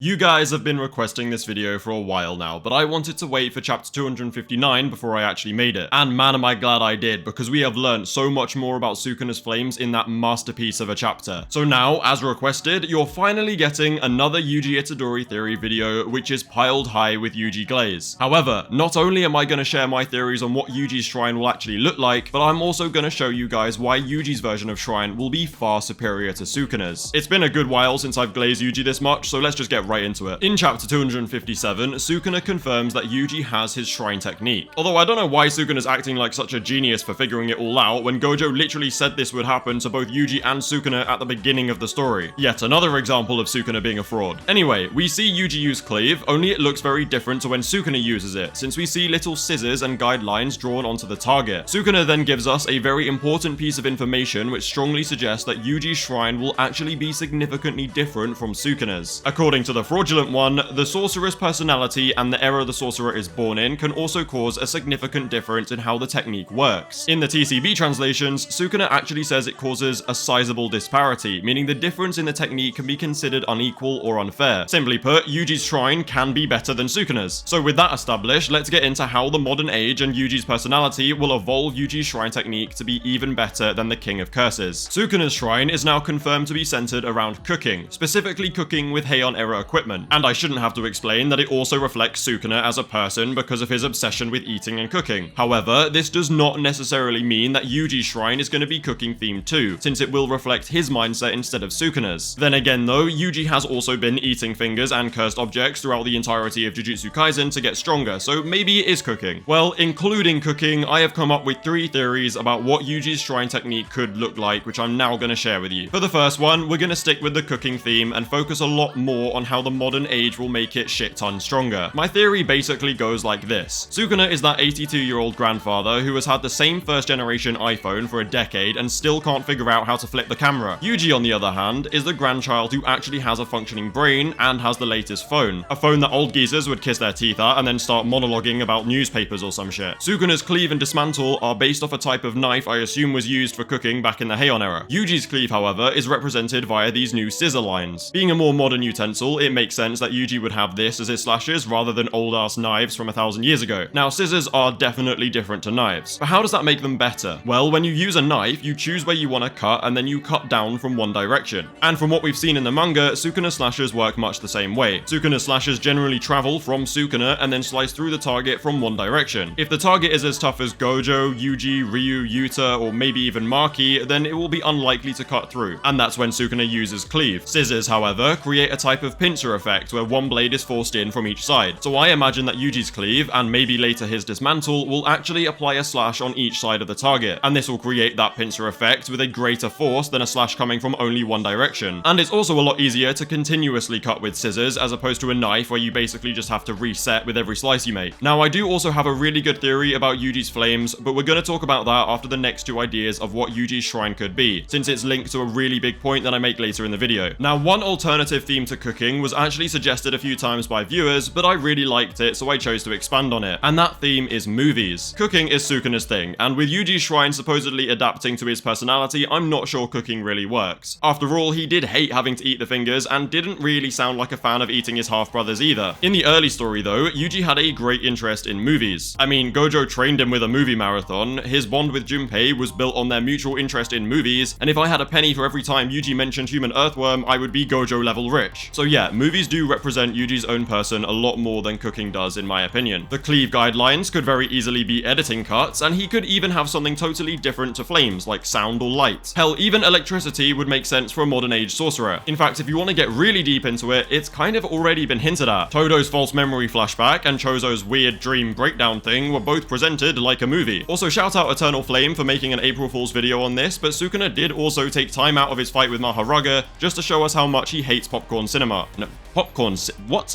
but Sukuna did also take time out of his fight with Maharaga to show us just how much he hates cinema popcorn. Did I hear you say foreshadowing? Okay, I admit that last point was like really stretchy, but still, it's cool, you know? The final idea I have for what Yuji's shrine could be if not cooking is a hospital. His story truly began when he witnessed his grandfather's death in hospital, and that's also where he met Megumi. His grandfather also gave him the instruction of helping others, so maybe it's a hospital-themed thing, I don't know. But to be honest, I'm not too much of a fan of this one at all, and I don't think it's personal enough for Yuji just from that one moment we've seen him in a hospital. Realistically, it's probably still cooking with just changes to how it functions, although the movie thing is still really cool and I would not complain about that. Alright, we're now gonna dive deep into my theory of why Yuji's shrine will be far superior to Sukuna's, regardless of whether it's cooking themed or not, so lock in. And this theory also ties in heavily with Sukuna's flames and how Yuji will use them very soon to a much greater effect. Throughout the entirety of Jujutsu Kaisen, there is a constant theme of reforming the Jujutsu society. It's a key part of Gojo's story, especially since he was the one who acknowledged their society's flaws and dedicated his life to changing it. Gojo's main goal is to create a world where no sorcerer feels alone or experiences the terrible things he and Geto did in their youth. And the main reason it's so hard to change how the Jujutsu world operates is because of the higher-ups and the big three clans that are stubbornly stuck in tradition. I mean, just look at the Zenin clan and how they treat women and weaker sorcerers. It's just not on. Not to mention the fact that the higher-ups try to execute literally anything that moves. Now, Gojo could take the Sukuna approach and force change by simply wiping out the higher-ups and then sitting at the top of the Jujutsu society. But that would mean stooping to their level, and Gojo is not about that, so he instead focuses on nurturing change by teaching the new generation the importance of love. Gakuganji is actually a really good example of this change. He killed his colleague without hesitation because that's what the higher-ups ordered, but after reflecting on himself, he changed and actually decided against reporting Panda's secret. But the point is, Jujutsu society is stuck in the old ways and has been like this probably since the Heian era, which was pretty much a free-for-all for strong sorcerers. Now, Sukuna perfectly represents everything Gojo is striving to change. He represents everything currently wrong with the Jujutsu society. His technique is very traditional and limited by the equipment of the Heian era, and his mindset was also born from the Heian era and traditional Jujutsu, where the strongest sit at the top and can do whatever the f they want. Hell, even Gojo, who acknowledged the flaws in this isolation of strength, did ultimately lose to Sukuna because he had to go at it alone. His students, on the other hand, have been nurtured by Gojo to break free from a traditional sorcerer mindset. Take Hikari, for example. The higher-ups absolutely hate him because his technique is very untraditional, you know, being gambling and all. To be fair, Hikari is also just a dickhead, but that's besides the point. So when this new generation, led by Yuji, save Megumi and defeat Sukuna, that will be the final nail in the coffin for achieving Gojo's dream and overthrowing the old ways of Jujutsu. Of course though, Sukuna's main threat at the moment is Yuji Itadori himself. Yuji is basically the new and improved Sukuna 2.0, who was raised in the modern age and trained by Gojo and his ideals. Yuji is basically now what Sukuna could have been. So when Yuji inevitably surpasses Sukuna, it will be because he successfully embodies Gojo's dream and rejects all of Sukuna's ideals. To put it very simply, Yuji's mindset is far superior to Sukuna's, and that right there is why Sukuna started spacing out. He did not think that this jumping was any different from the Heian era jumpings, yet he still thought something was off, and he was right. So if Yuji's mindset is superior to Sukuna's, and if modern equipment is superior to Heian era equipment, then it follows that Yuji's shrine technique will be far superior to Sukuna's. After all, those are the two things that Sukuna said would affect Yuji's technique: time period and mindset. And considering the word used was disparity, it does suggest that whatever change there is in their technique can actually put them on a different strength level to each other. As much as it's fun to theorize about what theme Yuji's shrine will follow, it's also completely irrelevant. In terms of the story and all the reasons stated above, all that matters is that Yuji's shrine will be better. But as much as I enjoy yapping about themes and shit, I know you guys enjoy the simpler approach where I just tell you that Yuji is about to whip out a big fiery explosion. Well, lucky for you, I'm now going to tie this all back into Sukuna's furnace and basically explain why Yuji's flames are going to be so much stronger. So yes, Yuji is about to whip out a big fiery explosion. Chapter 259 finally gave us actual information about what Sukuna's flames really are. And this is exactly why I said we gotta wait for more information to actually gauge Sukuna's strength before saying things like, oh, Sukuna could have just pulled a fire arrow on Gojo if he wanted to. No, he couldn't. This chapter goes out of its way to say that Sukuna was incapable of using the flames against Gojo. Sukuna's flames do actually have limitations and conditions, just as Kusakabe speculated. The furnace effectively needs to be preheated while Sukuna uses his cleave and dismantle, and it's also slow as f and has limited range. But of course, Sukuna can fix this issue by using his real curse technique, binding vows. He fixed the speed and range issue by making a vow to only use it when facing one singular opponent and less inside of his domain. And I just want to take a second again to appreciate Gojo. Sukuna made his flames ideal for a 1v1, but he couldn't use it against Gojo. That is how unbelievably strong he was. Anyway, Sukuna can use it against multiple people in the domain by using slashes to create dust covered in the same explosive cursed energy as the flames. Now, he can't actually make the flames his real guaranteed hit, but by making his domain airtight, he can cause a chain reaction by igniting all of the dust, causing a city-level Maharaga exercising explosion. It's basically an improvised guaranteed hit, which is easily a one-shot to pretty much any character I can think of. So why is Yuji's going to be better? Well, I think that's obvious. Very simply put, Yuji will not have the limitations needing a binding vow to fix in the first place. I mean, first off, Heian era furnace versus modern age oven or gas hob. Yeah, simple as that. One is far superior. Also, the mindset. Sukuna only being able to use it against one singular strong opponent is very symbolic. But with Yuji representing the opposite, it makes sense that he wouldn't be limited by that. Basically, he'll just have better flames. Like, that's pretty much the theory in a nutshell. Yuji was born into the modern era, he has the superior mindset and unbreakable ideals, he has the soul strikes and black flash, he has the most raw talent in hand-to-hand combat, he has blood manipulation, he has his friends, and of course he has his brothers. It's been mere months since he started his journey and he's already pushing top 5. Sukuna is also one of the 3 sorcerers capable of healing others with reverse curse technique, but Yuji most likely learned to do that by swapping with a Kotsu. Give him a domain expansion and some time to increase Shrine's output and he basically becomes number 1. He just has everything Sukuna does and way more. With his abilities and talent joined with Gojo's achievement of nurturing this new generation to work together, Yuji Itadori will dethrone the King of Curses very soon. Oh, and let's not forget the power of brotherhood, but that's for next time. Now, despite popular belief, Yuta is actually not the only character I can glaze. I know many of you struggle with this concept, but I can actually love multiple characters simultaneously. I know, it's insane.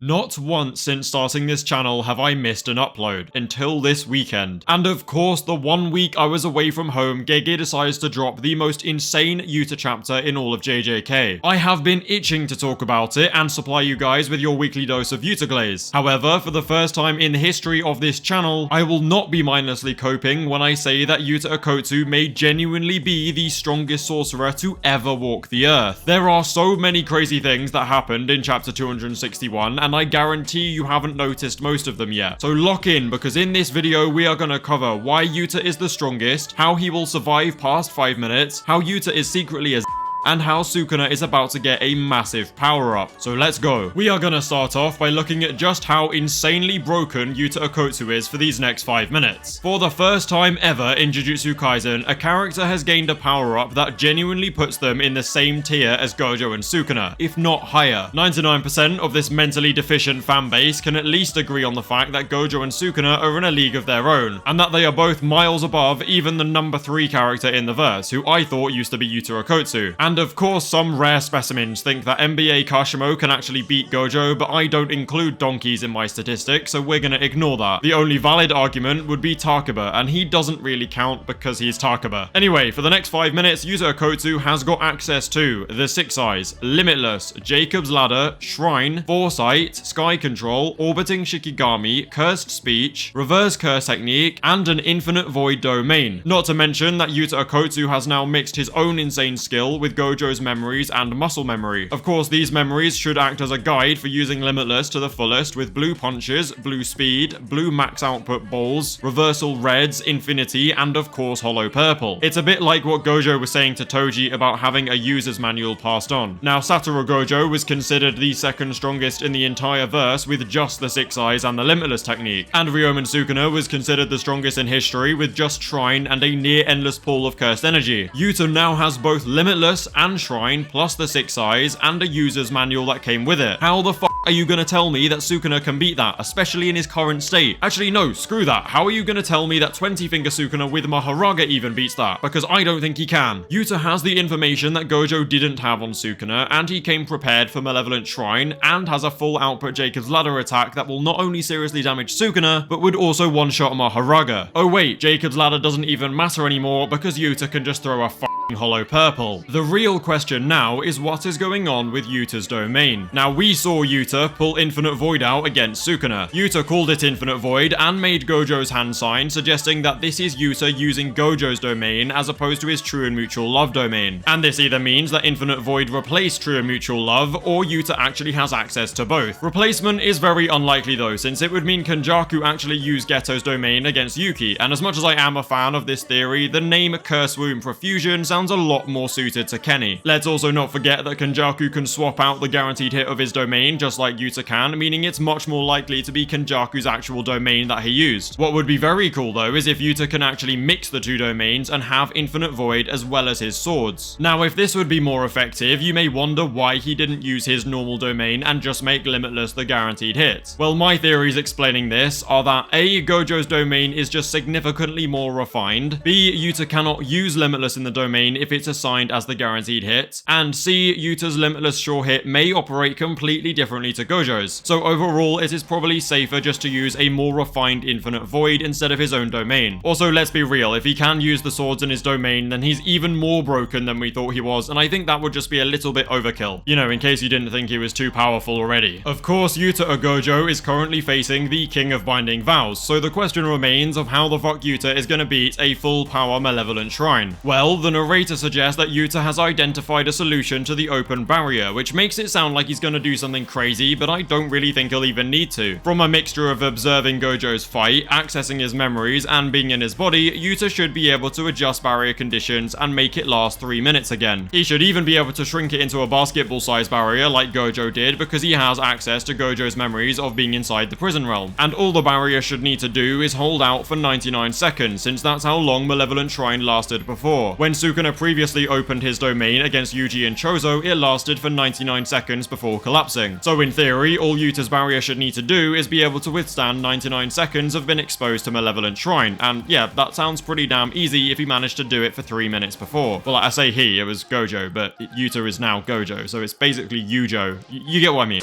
If Sukuna expands his domain and it's suddenly able to last longer than 99 seconds, then I'm gonna be real pissed, because what the fuck. Now, Sukuna is also screwed for many other reasons. Not only just from being clapped by Yuji, but also because Yuta has learnt a lot from watching the Gojo versus Sukuna fight. Yuta now has all of the information that Gojo was missing going into that fight against Sukuna, and he can even come up with some solutions in the meantime. I genuinely see absolutely no argument for Sukuna being stronger than Yuta or Gojo. He simply does not compare, especially in his current state. However, despite how bad I think Yuta stomps, I do not think the final blow is arriving anytime soon. And yes, I do agree that privilege belongs to Yuji. I think with how desperate shit looks for Sukuna, and with the Six Eyes returning, it's time for the merger to save Sukuna's ass and level the playing field. But we'll talk more about that later. Now, many people believe that Yuta is dropping dead after 5 minutes, and that's that. Whereas I think that this is the least likely outcome possible without Gege being seriously inconsistent in his writing.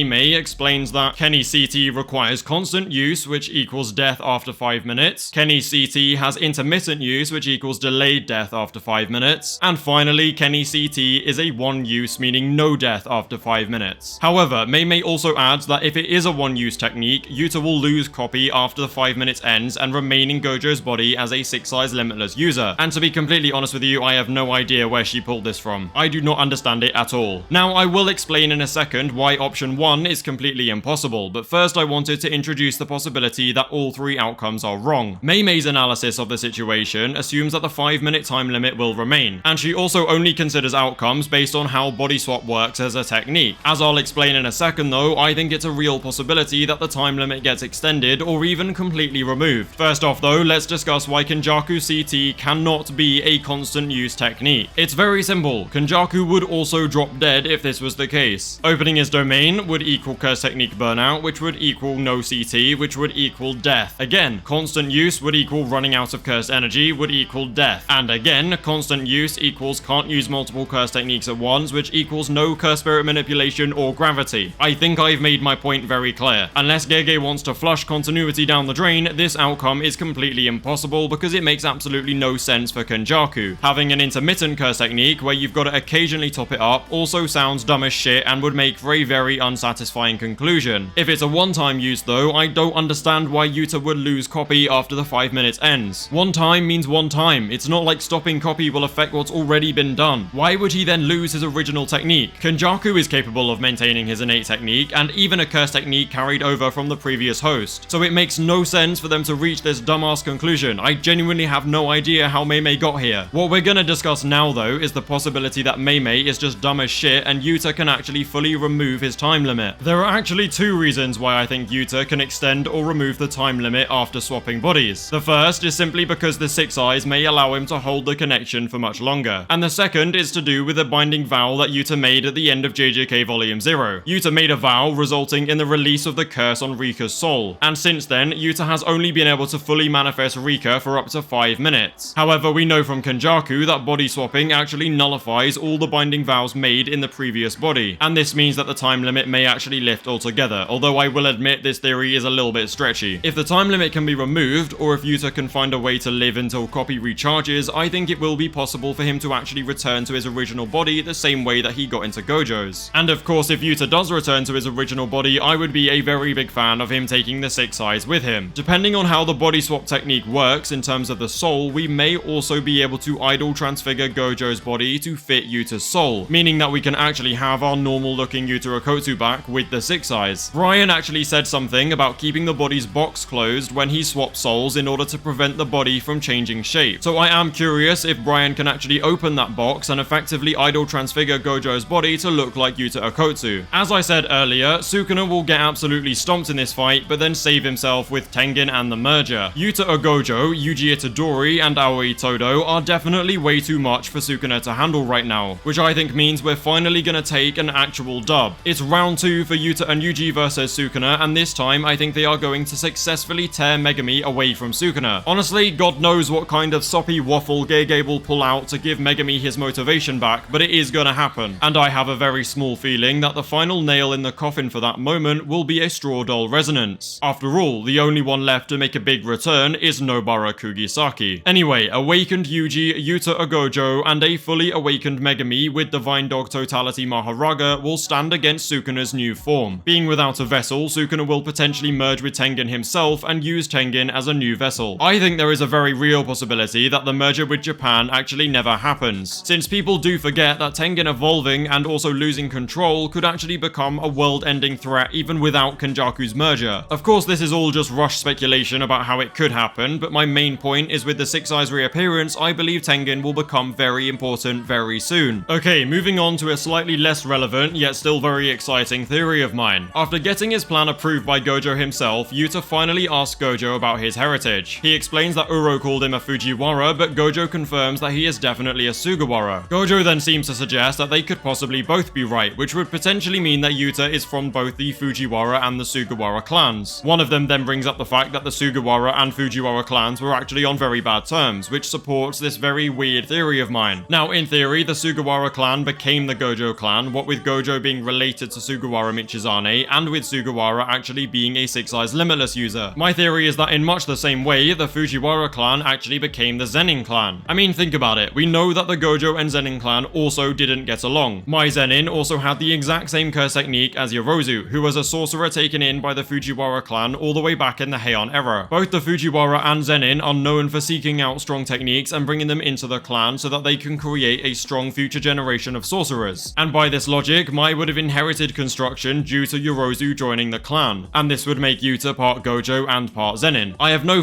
clue why that would be relevant or what it would mean for the story, but I still think it's just really cool. Oh, and Yuta also definitely looks like a Zenin. Definitely way more than he looks like a Gojo. Okay, yes, this video was basically just pure Yuta glaze, although this time it was not just me coping. It has actually happened. Yuta is back. He does have the Six Eyes, and Gege's writing has genuinely reached an all-time high. Many people actually hate this chapter because most of the fandom care about agendas more than they actually care about showering. So if you are one of those people, then please kindly be quiet. I don't want to yap about it for too long, but if you want to see some great analysis of Gege's writing in this chapter, and also some problems that the fandom has surrounding agendas, then I recommend watching Kaio Breeze's video on it. Overall though, I think the haters can suck it because I was right, and now it's your turn to cope. Now, I agree, I was completely wrong about how Yuta would return with the Six Eyes, but that is honestly completely irrelevant in the grand scheme of things. What matters is my analysis of the story and Gege's themes led me to believe that Yuta would somehow come back with the Six Eyes, and I was right. Sorry, I had to brag at some point, so at least be grateful that I saved it for the end of the video.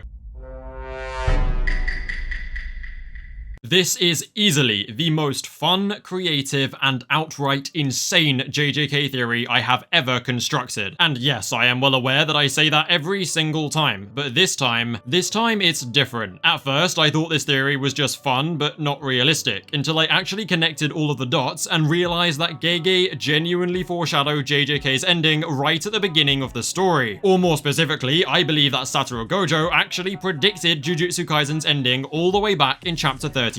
Now please trust the process, because I guarantee that this will blow your mind once you hear my full theory and reasoning behind this. But everything is based on this moment right here. And in the end, it'll even solve global warming.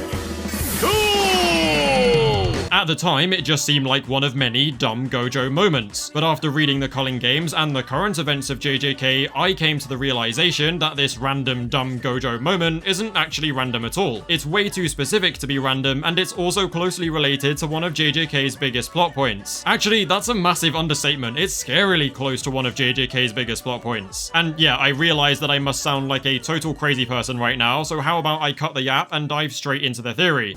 Alright then, first things first, cursed energy sucks ass. I'm sorry, but there's really no sugarcoating this, but cursed energy is the real villain of Jujutsu Kaisen, and it needs to go. One of the biggest parts of JJK's story is all about ridding curses from the world. We've seen many big characters whose whole thing is about changing the state of cursed energy. Geto wanted to solve the problem by creating a world full of sorcerers who can control it, Yuki wanted to create a world where cursed energy is eradicated completely, and on the other side of the scale, you have Kenjaku, who supposedly wants to optimize cursed energy, but who really knows what his true intentions are, because he's a slimy, greasy, lying liar of lies. And then there is Tengen, who most definitely has a hidden agenda, but fuck Tengen, who cares?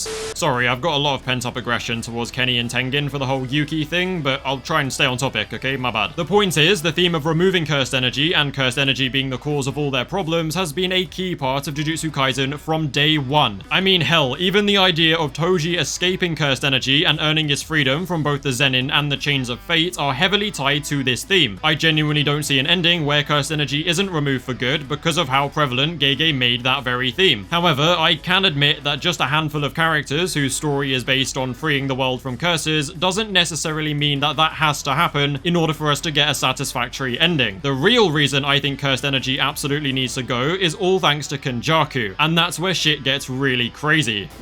Honestly, you guys would be so surprised how many people skip the Culling Games and start reading Gojo vs Sukuna. And even for those of you who do read the whole manga, this specific development is easily forgotten and lost among the Culling Games' badass fights. So let me remind you that one of the most important developments occur in chapter 201 when Kenjaku and Arame take a leisurely vacation to the White House. How the fuck Arame is meeting the US president before Hikari fights Sukuna, I just don't know. Anyway, following the Shibuya incident, cursed energy and sorcery became public knowledge, so Kenjaku used that to his advantage. He manipulated the US into sending military forces into the Culling Games in order to boost the amount of killing and the total cursed energy collected for the merger to work. And how is it that Kenjaku managed to trick the almighty nation of America into doing this? Well, he appealed to their biggest weakness, energy. He informed them that cursed energy is potentially the cleanest source of renewable energy in the world. Supposedly, one Jujutsu sorcerer could power an entire city, and a sorcerer like Gojo could power a nation. Of course, the US ate that information up, but naturally their main concern was about getting their hands on this energy source before other superpower nations like Russia could. And even though the soldiers sent in were completely massacred, it doesn't change the fact that Kenjaku let the cat out the bag. Even if Sukuna is defeated, we are still left with a massive problem, because the world is now aware of cursed energy and its potential as the most efficient energy source ever. Simply put, if cursed energy remains in play, then it would likely lead to World War III as nations fight for control over cursed energy. It's such an easy detail to miss, but it has huge implications for JJK's conclusion. Now, the threat of World War III, the threat of Japanese people being captured to be used as energy sources, and the importance of Geto, Yuki, and Toji's story combined are the reason that I think cursed energy needs to go. Now, as interesting as all of that is, I'm sure some of you are wondering what the hell this has got to do with Gojo's Gojo's childish outburst in chapter 32. But on the other hand, I'm sure that some of you are starting to clock on to what I'm getting at, but I'm gonna explain it anyway. Let's pretend for a second that the world did manage to utilize cursed energy to power the planet. It would quite literally solve global warming. Fossil fuels, nuclear plants, and even current sustainable energy sources can be completely dropped in exchange for cursed energy. And surely now you get my point about Gojo's global warming claim being way too specific. He literally says, and in the end, it will even solve global warming. I know he's goofy old Gojo, but how do you go from revealing that Yuji is alive to a conclusion as drastic as solving global warming? It's just too random. No one even questioned it because it does match Gojo's character to be goofy like that, and it's very early on in the manga. But ever since Kenjaku introduced this idea of solving global warming with cursed energy, I haven't been able to get this moment out of my mind. I genuinely think that Gojo might have accidentally predicted Jujutsu Kaisen's conclusion, but obviously it begs the question of how the fuck do we even get rid of cursed energy and use it to solve global warming at the same time? Now, I'll be honest with you, I don't have all the specifics of how this would happen because, surprise surprise, I am not Gege Akutami. However, I do have some incredibly solid general guesses at how this long foreshadowed conclusion can actually occur. As I said, cursed energy almost definitely needs to go before the end of the story, or else the entire world just goes into chaos. Since Kenjaku is the one who both started this merger plan and made the world aware of cursed energy's potential, it makes me think that the merger is actually the key to everything. Kenjaku is also very closely tied to both Geto and Yuki, the two characters who best represent the theme of eradicating curses. Now, despite what many people think, we have absolutely no idea how the merger will come into play, we have no idea what role it will play, and we don't even have a f***ing clue what it will look like. Hell, even Kenjaku has no clue what it will look like. Lots of people have just decided that it will simply be a big final villain monster thing for them to fight. I'll get into this point more later, but long story short, no, there's no real evidence for this, we have no clue what's gonna happen. In terms of this theory though, I believe the merger could potentially be the perfect tool for killing two birds with one stone. Again, the specifics are blurry, but it could be used as a tool to remove cursed energy from the people of Japan, or at least be a way to stop it pooling and creating more curses. And then it could also serve as a massive source of cursed energy in order to power the world and solve global warming. Maybe they will find a way to contain the merger's power and make all future cursed energy flow into the merger instead of pooling randomly to create curses. Huh, if only we had a way of creating something capable of holding that sort of power. Oh wait, didn't the very same person who started this whole merger plan also create Yuji Itadori to be the perfect vessel? And isn't a huge part of Yuji's character also about taking on other people's share of suffering in order to save more lives? Yeah, this already makes a scary amount of sense, but somehow it doesn't stop there. Now, I want you to think back to Gojo making that comment on global warming in chapter 32. What was the context of that conversation? Well, it was Yuji and Gojo talking about how they were going to tell the other students that Yuji was actually alive and not dead. What Gojo said was that in the end, Yuji's revival will eventually lead to global warming being solved. If Yuji goes on to be a vessel for the merger and use it to power the world, then Gojo's goofy-ass prediction literally becomes reality. But wait, because it gets even crazier. In that very same global warming statement, Gojo also says, and I quote, "I bet somebody will even throw up." Again, this is very easily passed off as a random goofy-ass Gojo moment, but in reality, it's actually evidence that strongly supports this entire theory. And why is that the case? Well, because in chapter 263, Gege dedicates an entire page to Sukuna throwing up his fingers as a direct result of Yuji Itadori's attack. Coincidence? I think not! This whole theory is already happening in the story right now. The conclusion has already started. We are already being shown the signs and no one is clocking onto it. All I'm gonna say is make sure that in the coming chapters, you watch out for any of the Jujutsu High students starting to cry out of happiness. Because alongside solving global warming and someone throwing up, the first and second years crying of happiness at Yuji's revival was one of the things that Gojo predicted. So if we see one of those things happen anytime soon, like we did with Sukuna throwing up, then it means that I'm on the right track. So keep an eye out. Anyway, Yuji forging that pact with Sukuna to bring him back to life all the way back in the beginning of the manga is the literal reason that we are in our current situation. Gege literally used Gojo to foreshadow the ending from the very beginning of the story. Gojo quite literally predicts that Yuji being revived will lead to someone throwing up and eventually solve global warming. And Yuji will do that by completing his purpose of being the perfect vessel for the merger. He will then take on all of the suffering and cursed energy of the Japanese people and then use it to save the world from global warming, hence preventing preventing World War III. This would not only make Gojo's random-ass prediction come true, but it would also resolve the long-running theme of eradicating the threat of curses and cursed energy. It just makes so much sense. It is literally perfect, and if I am right, then holy shit, Gege, you are a genius. Honestly, I really hope you guys made it this far into the video, because I have never felt so certain of a theory in my life.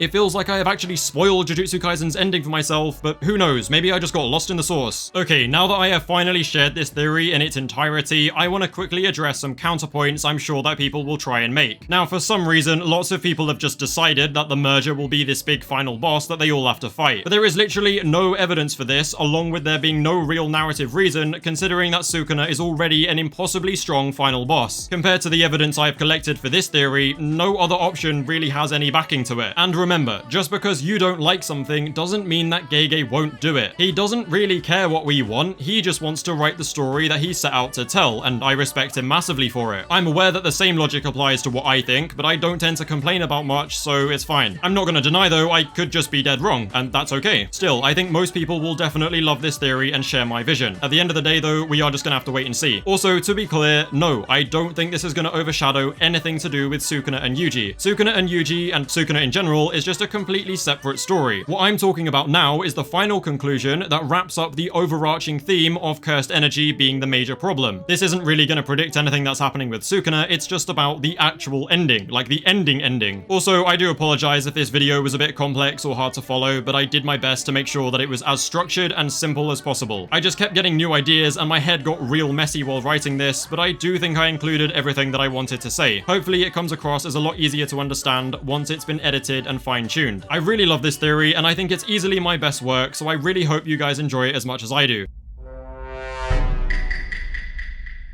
After nearly 3 whole weeks of straight chapter reviews, it's finally time to bang out a new crackpot theory video. And believe me, you will most definitely think that I've lost my mind after watching this incredibly ambitious theory. This is genuinely a theory about someone or something stronger than Sukuna. And no, it's not Gojo, Yuta, or Yuji. Hell, it's not even the merger curse. Although the merger would definitely obliterate Sukuna, but that's not the point. Anyway, I just really want to jump straight into this theory because it's one of my absolute favorites, so let's just do it. F the intro. Everyone gets so caught up discussing things like how Sukuna is gonna win or who can beat Sukuna that you haven't even realized what's been right in front of you the entire time. I'm gonna start my theory by asking you how binding vows are enforced. If you break a vow made with someone else, then there is supposedly terrible consequences. And although we're yet to see these consequences in action, you have to wonder what exactly is enforcing them. An even better example of this is asking how someone is born with a heavenly restriction like Maki and Toji. It clearly wasn't a conscious decision that they had a say in because they were born that way and just didn't get a choice. Yet it supposedly is a type of binding vow where you free yourself from cursed energy and gain incredible strength. So I want to know who or what decides that they should be born with a heavenly restriction and for what reason. These questions about binding vows and heavenly restriction are very important moving forward in this theory, so get your ass off TikTok and lock the f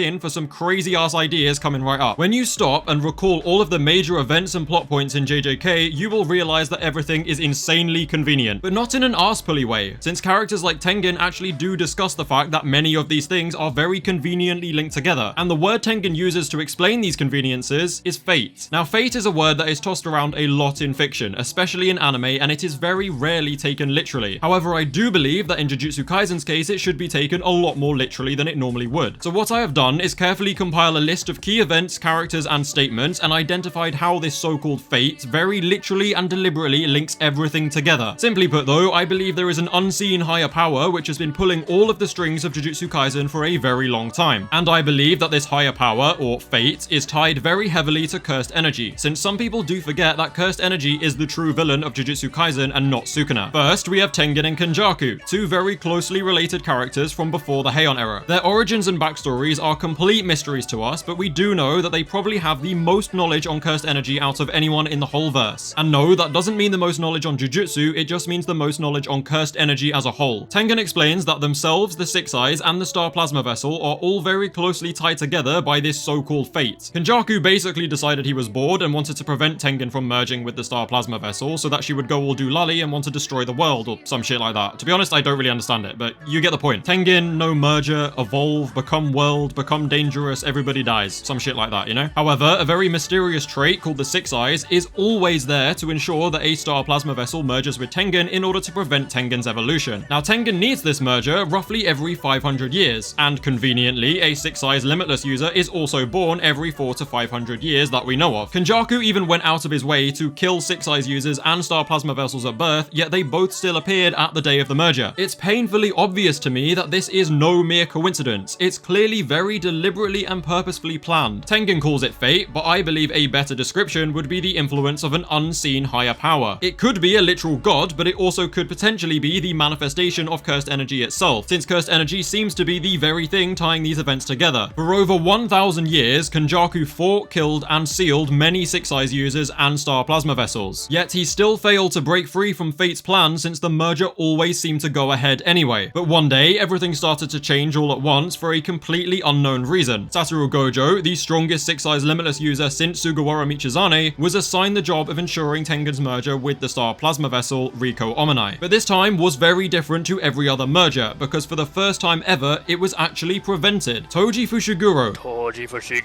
the one who left his kid behind, the one who somehow totally escaped the chains of cursed energy, managed to defeat Gojo and Geto and then kill the Star Plasma vessel before it could merge. Tengen seems to suggest that Toji was only able to defy this higher power, or fate, because he had escaped from cursed energy completely. And in the manga, this is literally represented as Toji breaking out of chains, the same chains that are used to represent binding vows. You see, there are so many things like this that are very closely linked, yet still so mysterious and unknown to us. But all of these events and factors are not simply convenient coincidences. They are deliberate and planned by something that we cannot see but has been pulling the strings for a very long time. Something much more dangerous than any sorcerer, including Sukuna. But all of these coincidences don't just stop there. Tengen literally says, then along came a boy with curse manipulation and suddenly all of the pieces came together. Geto and his curse manipulation being introduced at the same time as Gojo and Toji and with the failed merger was absolutely no coincidence. Geto's curse manipulation is the only reason that Kenjaku was able to control Tengen and start his merger plan, because Tengen became more of a curse than a human following the failed merger. Again, these are not simply coincidences. There is something pulling the strings here that none of us can see. This higher power, or fate, is quite possibly cursed energy itself, since a huge part of Jujutsu Kaisen's story is about ridding cursed energy from the world. I mean, that is literally Geto and Yuki's whole motivation. It's the whole point of their characters, pretty much. And cursed energy is genuinely the main villain in Jujutsu Kaisen, not only because of the cursed spirits, but also because anyone who isn't Toji or Maki is bound by these invisible and unbreakable chains of fate. And that does include Ryomen Sukuna, aka the King of Curses. And now that Toji has been established as someone who broke free from cursed energy and fate, I can come back to that opening point of how do heavenly restrictions even happen. And this also begs the question of the Six Eyes and why fate keeps bringing this special feature back into the world of Jujutsu Kaisen. Exactly what role is Gojo meant to play if it wasn't ensuring a merger, since he definitely didn't manage to do that, and he eventually did beat Toji and grow up to be a very successful sorcerer still present in the story. Are you sure about that?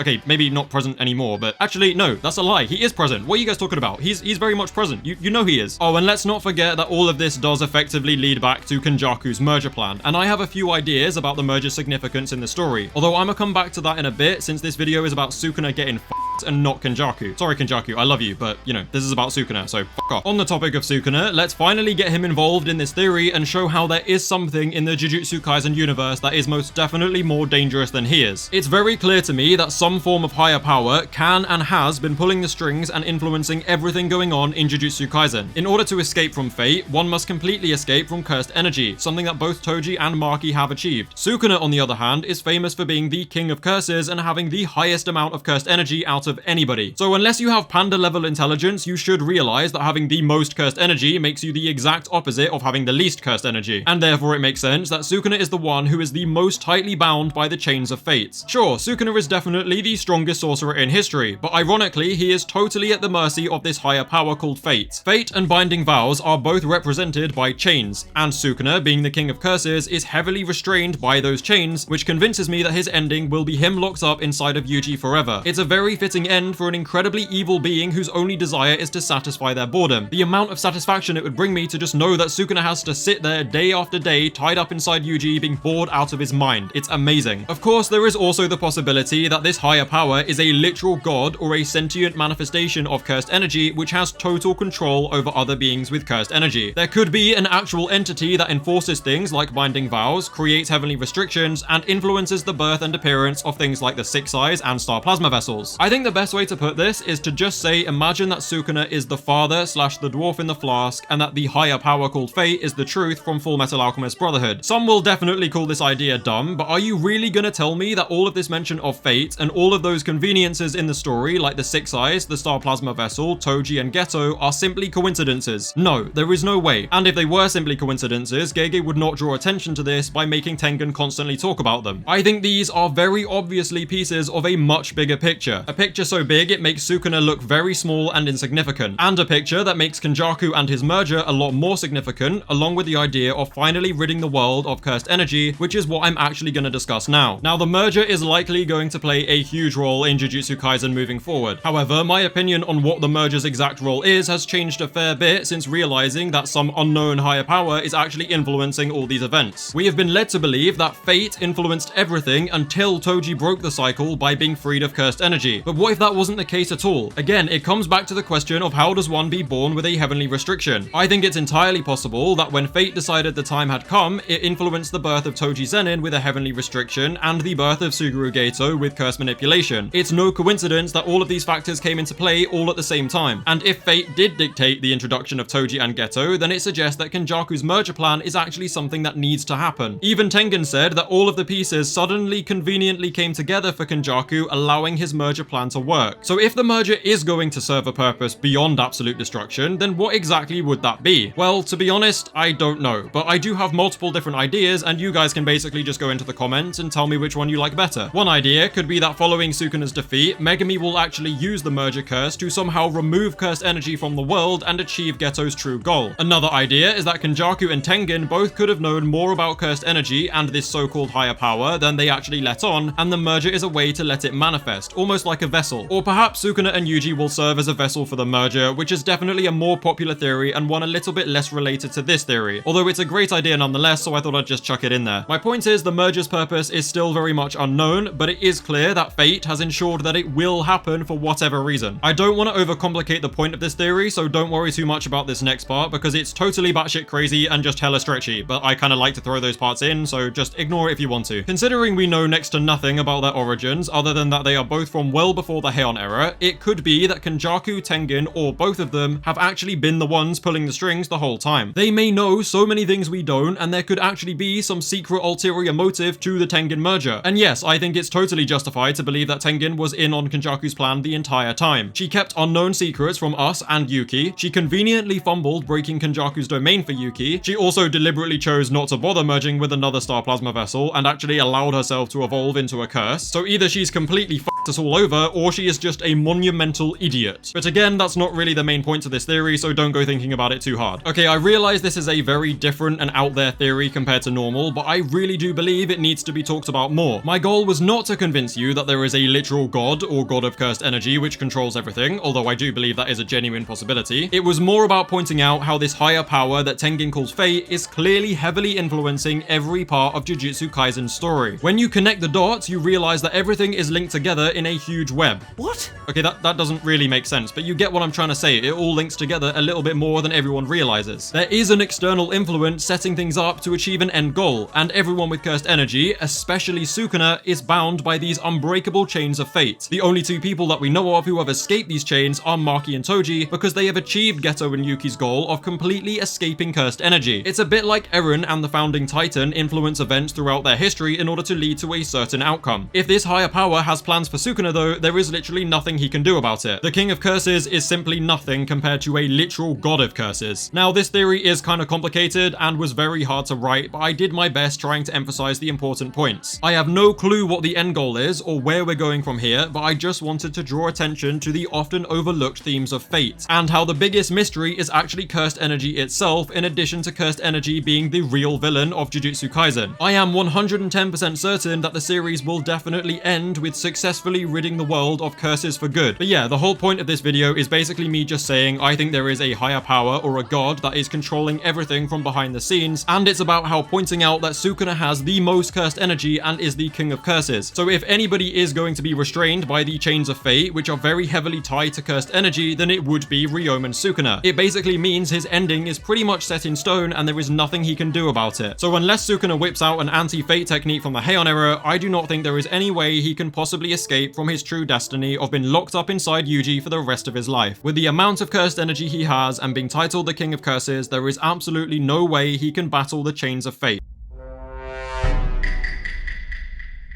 Ryomen Sukuna, the king of cooking, the strongest cook in history, has never experienced Black Flash. The great Aoi Todo once explained that in order to become a great cook, you must experience Black Flash. So from this moment on, I officially revoke Sukuna's chef license and have removed his rights to cook, until he experiences the sparks of black. This claim has actually already been confirmed by the oh-so-reliable source called my brain, and I genuinely think it is the best theory I have ever produced on Jujutsu Kaisen. But at the end of the day, it is just that, a theory. A very good one, but a theory. You know, in the same way Gojo being dead is just a theory. Shut up! This theory is also going to tie back into the current events of Jujutsu Kaisen. The theory is going to explore how Yuji already has a weapon which exploits one of Sukuna's weakness, and Yuta actually has the other weapon which exploits one of Sukuna's weaknesses. And one of those weaknesses is his lack of knowledge about Black Flash, something we know Yuji is very proficient at. Todo's first order of business upon adopting his new brother is to teach him how to perfectly channel cursed energy. Todo genuinely taught Itadori more in 5 minutes than Gojo or Nanami did combined across a whole month. Apparently, the difference between sorcerers who have and haven't experienced Black Flash is like the difference between heaven and earth. A Black Flash increases hit strength by the power of 2.5, and it also temporarily allows the user to enter the zone and flawlessly control their cursed energy. It causes ramp-ups in output and can even increase your chance of landing another Black Flash later on in the same fight. Itadori broke Nanami's record of 4 with 5 Black Flashes in a single day, and in fact many believe Itadori's curse technique has something to do with using Black Flash at will. I don't think this is the case, but there is definitely something going on there. Maybe Kenjaku made Itadori by receiving Black Flash backshots? We aren't here to talk about Yuji, however, we are here to talk about Sukuna, the strongest in history, or should I say soon-to-be ex-strongest in history. Okay. Well, I don't want to sound like Captain Obvious, but we have never seen Sukuna land or even acknowledge a Black Flash, and my brain, being the absolute powerhouse it is, decided that this means Sukuna has never once landed a Black Flash, and maybe never will. In order to explain why this is the case, all you need to do is look at all the times Black Flash has been used so far. When Yuta landed a Black Flash against Geto, he was putting his all into that fight to protect his friends. In fact, Yuta was so determined that he was prepared to outright kill Geto then and there. Geto was a highly experienced special grade sorcerer at the height of his power, and Yuta was only a few months into training, so Yuta was definitely the underdog in that fight. Similarly, Itadori also had only 1 month of training when facing special grade disaster curse Hanami. He was literally forced to fight Hanami alone by Todo until he landed his first Black Flash. He then landed 4 more Black Flashes later on in the same fight, and he did this fighting an opponent who was much stronger than him and also had hurt his friends. Itadori and Kugisaki both landed Black Flash against a special grade curse wound death painting thing. Fuck those names. Nobara definitely was going all out in that fight, stabbing herself repeatedly in order to beat the death womb curse thingies with their own techniques. Nanami has also set a record for 4 Black Flashes on the Night Parade of 100 Demons. And yes, it was broken by Itadori, but that record was held until that point by Nanami. And he landed them after stepping in to prevent any more young sorcerers' deaths happening right before his eyes, including Ino. Itadori and Todo both landed Black Flash against special grade disaster curse Mahito. And Mahito also landed several Black Flashes as he fought his natural enemy and came close to grasping his soul's true essence. The next time we see Black Flash in the series is from Gojo against Sukuna himself, followed by 3 more as he enters the zone. Awakened Gojo has never been challenged like this before. He is pulling out all the stops against an opponent who finally rivals or even exceeds his own strength, so it's no coincidence Gojo landed Black Flashes here and not anywhere else in the series. So what does all of this have to do with Sukuna not using Black Flash? Well, it's simple. In all of these instances of Black Flash use, the user has almost always been going all out and almost always fighting opponents that should be beyond them, or at least challenge them. I think Gojo was the most challenging fight Sukuna has ever won, and even then he didn't go all out. Strangely, he also never landed his own Black Flash. Gojo vs Sukuna was one of the most highly anticipated fights in anime or manga, and it did not disappoint. Both showed feats of incredible power, so it doesn't make sense to me that Gojo would be the only one to land a Black Flash in that fight. Granted, Sukuna did have a hard time landing anything, but that's just cause he's shit. The point stands. If we were ever to see a fight where Sukuna uses Black Flash, it would be this one, but he didn't. And I think that means that Sukuna never has. If he never has to go all out to achieve an ideal, just like everyone else does, then he would never have the concentration needed for a Black Flash hit. On the complete other side of the spectrum though, we have Yuji Itadori, who fights tooth and nail to see his ideals realized. He always puts his all in despite being less powerful than most opponents he fights. I said most, not all. Relax. Sukuna actually recognized Yuji's soul's resilience and it caused him great annoyance. It's the fact Yuji always fights so hard that he lands Black Flashes, and the fact Sukuna never has to try that he has never landed any Black Flashes, and that may well spell his defeat. Even more evidence suggesting Sukuna has never landed Black Flash is his lack of acknowledgement for it. When Itadori was his vessel, he would have seen Yuji use Black Flash countless times, but he still considers him weak and annoying. It was also when Gojo started pulling out Black Flashes that Sukuna started shaking. Yes, Sukuna took many risks against Gojo to learn how to defeat Infinity, but that doesn't mean he was always gonna win. Taking risks means exactly what it sounds like. You take risks. Really? Wow. So Sukuna probably didn't anticipate the risk that came with allowing Gojo to enter the fucking Black Flash zone. That's probably why Sukuna became genuinely scared here, because Gojo could win with the power Black Flash blessed him with. Since the power of Black Flash really turned the tables in Gojo's favor and had a significant impact on the other fights in the series, there should be no denying its usefulness. However, Sukuna refuses to acknowledge it and has never used it. From Todo's explanation of Black Flash, we know it allows for a sorcerer to gain an understanding of cursed energy way beyond anyone who has never experienced it before. So if Sukuna has never experienced it, he will not understand its worth and significance. Does that sound familiar to you? Sukuna knows of love, but he has never experienced it, and therefore underestimates its worth. The power of Black Flash and love are both things Sukuna lacks and underestimates, meaning they are also his two weaknesses. These two things also happen to be our protagonist duo's greatest weapons. Yuta Akotsu, the strongest sorcerer of today, is the embodiment of the power of love.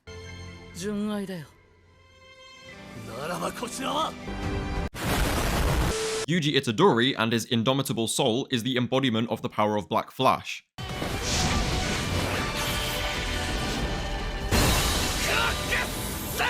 Both of these characters are fighting Sukuna together, each wielding a weapon that exploits Sukuna's only weaknesses. Now tell me that is not poetic. Everything fits perfectly into place with this theory, and it may be the best theory I have ever produced. It just makes sense. Anyway, that is why I think Sukuna has never experienced Black Flash and why it will be important very soon. I know a few of you think Yuta's gonna get smoked in this fight against Sukuna, but most of you think Rika's gonna get smoked by him. Actually, they think he's gonna get eaten by him, which I know Gege says something about Sukuna eating an important character, but I don't really understand what he'd gain from that. However, I do think it's important to point out that even if Sukuna does kill Rika, that does not make Yuta useless.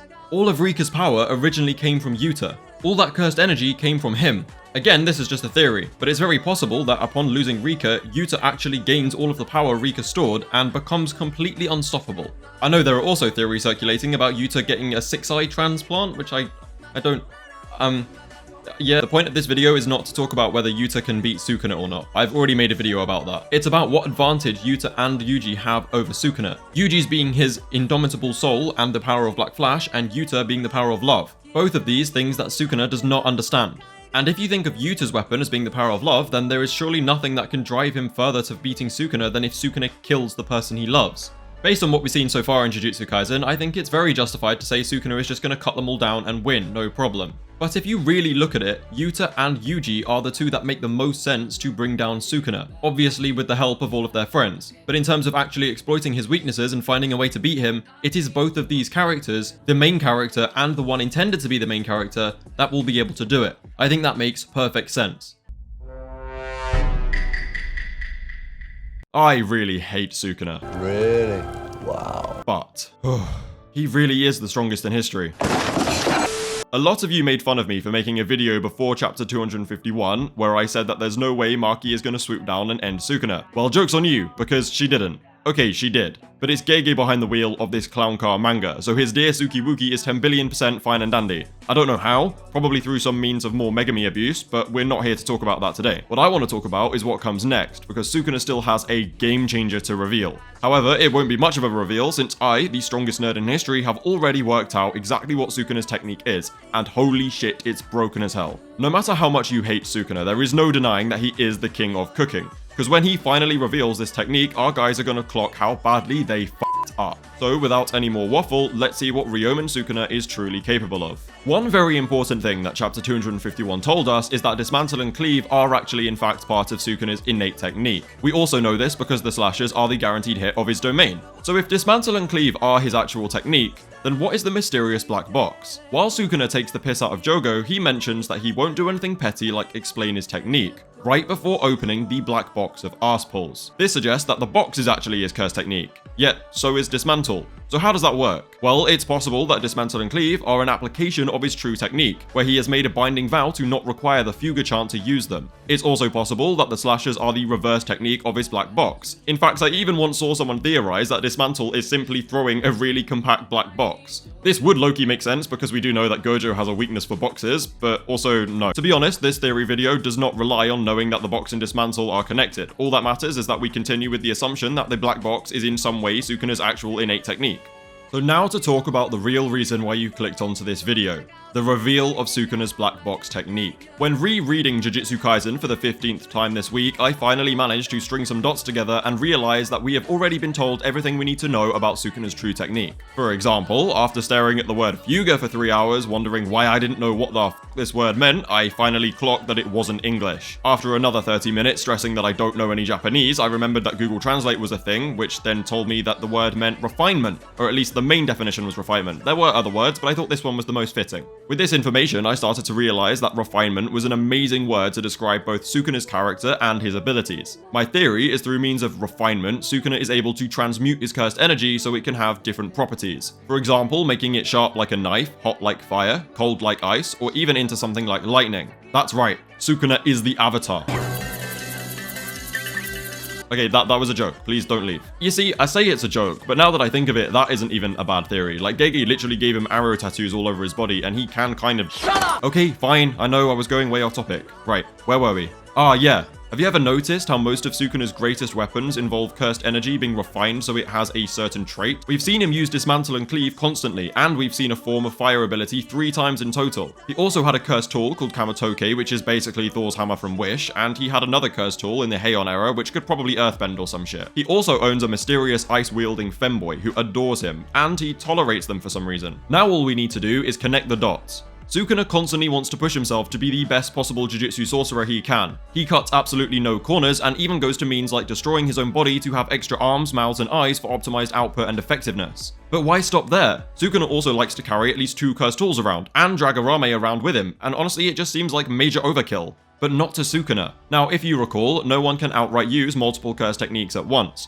So if Sukuna's technique did involve transmuting cursed energy, then he would likely not be able to use multiple types at once. Although, since it's his main technique that is converting it into cursed energy, I guess each type isn't actually a technique. So there is a possibility he could use multiple, but I think it would probably be very inefficient use of his resources. So part of my theory is that Kamatoke, the unknown cursed tool, and maybe even Arame are all extensions of Sukuna's technique. Having vessels, whether human or object, to hold applications of his technique can allow Sukuna to effortlessly utilize them all without wasting time performing the open chant and selecting one type.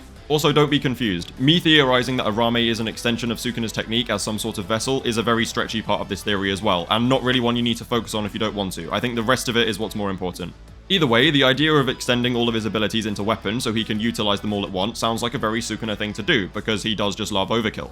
Now you're probably wondering what the hell this has to do with a black box. Either that or my waffling has lulled you to sleep, in which case wake up because this is important. Believe it or not, Sukuna is not the only character to talk about black boxes in Jujutsu Kaisen. Both Shoko Ieri and Kusakabe GPT have talked about the brain being a black box when it comes to understanding how curse techniques actually work.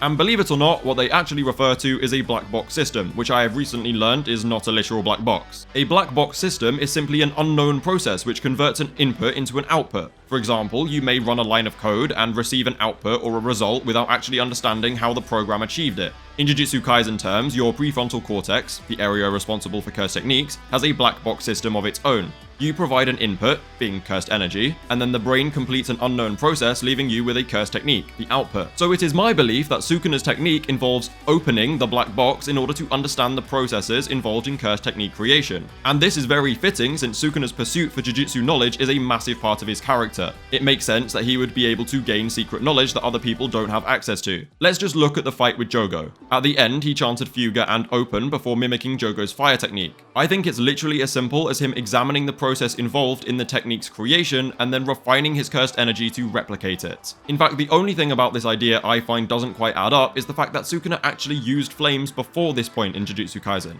After using Malevolent Shrine on the finger bearer, it burst into flames, and in the anime these flames were purple. This either has something to do with the domain's attack, which we don't know about, or Sukuna healed out his burnt curse technique and used a flame ability he already had access to. But to be honest, that feels very unnecessary and complete overkill for this very fraudulent curse. Although to be fair, so was the domain expansion, and Sukuna does just enjoy overkill, so maybe he did, who knows. And I think it's a real possibility that Gege just didn't really know what he was doing at that point, and it's just an inconsistency. I also feel it's very necessary to distinguish this theory from Yuta's copy technique. Sukuna literally learns how they work and how to truly make them his own technique. It is not a copy ability. It's also my belief that he cannot learn and replicate the processes behind inherited techniques like Ten Shadows, since he literally needed to take over Megumi's body in order to use them. If you think about it, it does make sense, since inherited techniques obviously have a genetic component, unlike techniques manifested by cursed spirits like Jogo. Now, I think this theory of knowledge and refinement holds perfectly well on its own. However, you are left with the question of how exactly does Sukuna peer into the black box systems of other people's brains?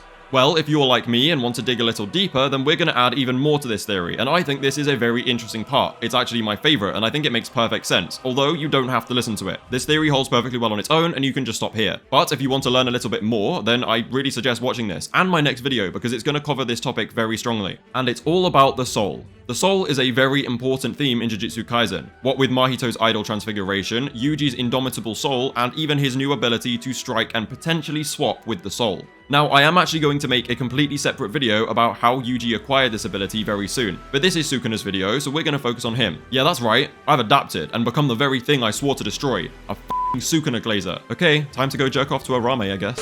Ryomen Sukuna obviously is aware of the soul and can protect it, since Mahito was unable to transfigure Yuji under Sukuna's own protection, and Sukuna seems to be surviving Yuji's soul strikes despite all soul attacks normally negating conventional durability. There's also a chance that Sukuna himself can damage the soul or alter its shape, since he did actually hurt Mahito. It's also never really questioned how back in the Heian era, Sukuna was able to change his body from that of a human to a four-armed, two-mouthed, four-eyed monster. No other sorcerers have even been seen to make so much as a minor deliberate change to their physiology in order to give them an advantage, and I feel like the likes of Kenjaku and Kashimo definitely would have. In fact, the only other character capable of outright changing their form is Mahito through the manipulation of his soul, because we know that the body forms around the soul, so if you change the shape of the soul, the body will change to match it, which is how Mahito transfigures humans, and himself. So when you think about these things and you actually ask these questions, you realize that it's maybe possible Sukuna has an idol transfiguration ability. Maybe back in the Heian era, Sukuna encountered the curse of humans that came before Mahito and learnt their technique, since we know that cursed spirits like Mahito are eventually reborn.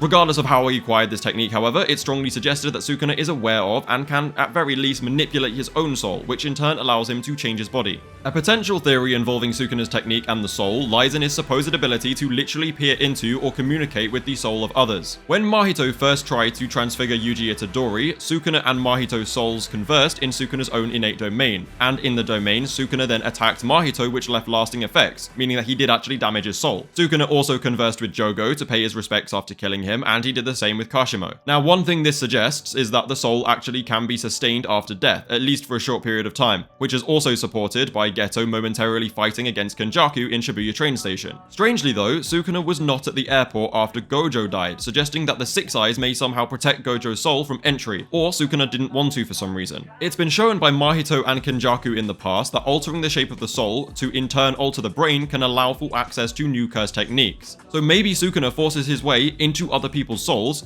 learns of the brain's shape, and then alters his own to access the technique. And this is the idea I'm most interested in. I feel like it's been very overlooked how Sukuna just casually converses with other people's souls, as if he's literally forcing his way in. We also know that Yuji is supposedly meant to get Sukuna's technique, and if you ask me, it looks like his technique has been revealed and it has a lot to do with the soul. So if you reverse engineer the problem, looking at what Yuji's ability is should be able to tell you what Sukuna's ability involves. And I think it involves the soul, very heavily. So I really like this idea of Sukuna being able to force his way into other people's souls, examine its shape, and then alter his own in order to access their techniques. Since we know that the shape of the soul determines the shape of the body, which would then determine the shape of the brain, which would then determine the brain's features, and then those features determine what your curse technique would be, because it's all to do with the prefrontal cortex and all other confusing shit like that. The point is, I feel like the way he peers into the black box system is by examining the shape of other people's souls, and then replicating it by manipulating his own soul, something we know he can probably do because he changed his body. That basically summarizes the video. I'm actually going to expand even further on this more soul-focused idea in my next video, but that video is going to heavily involve Yuji Itadori and stray slightly off today's topic. So if you're interested in discussing the significance of the soul to the likes of Sukuna and Yuji, then make sure to keep an eye out for that next upload. It's basically going to be very similar to this video, but talking about Yuji Itadori and his technique instead of Sukuna.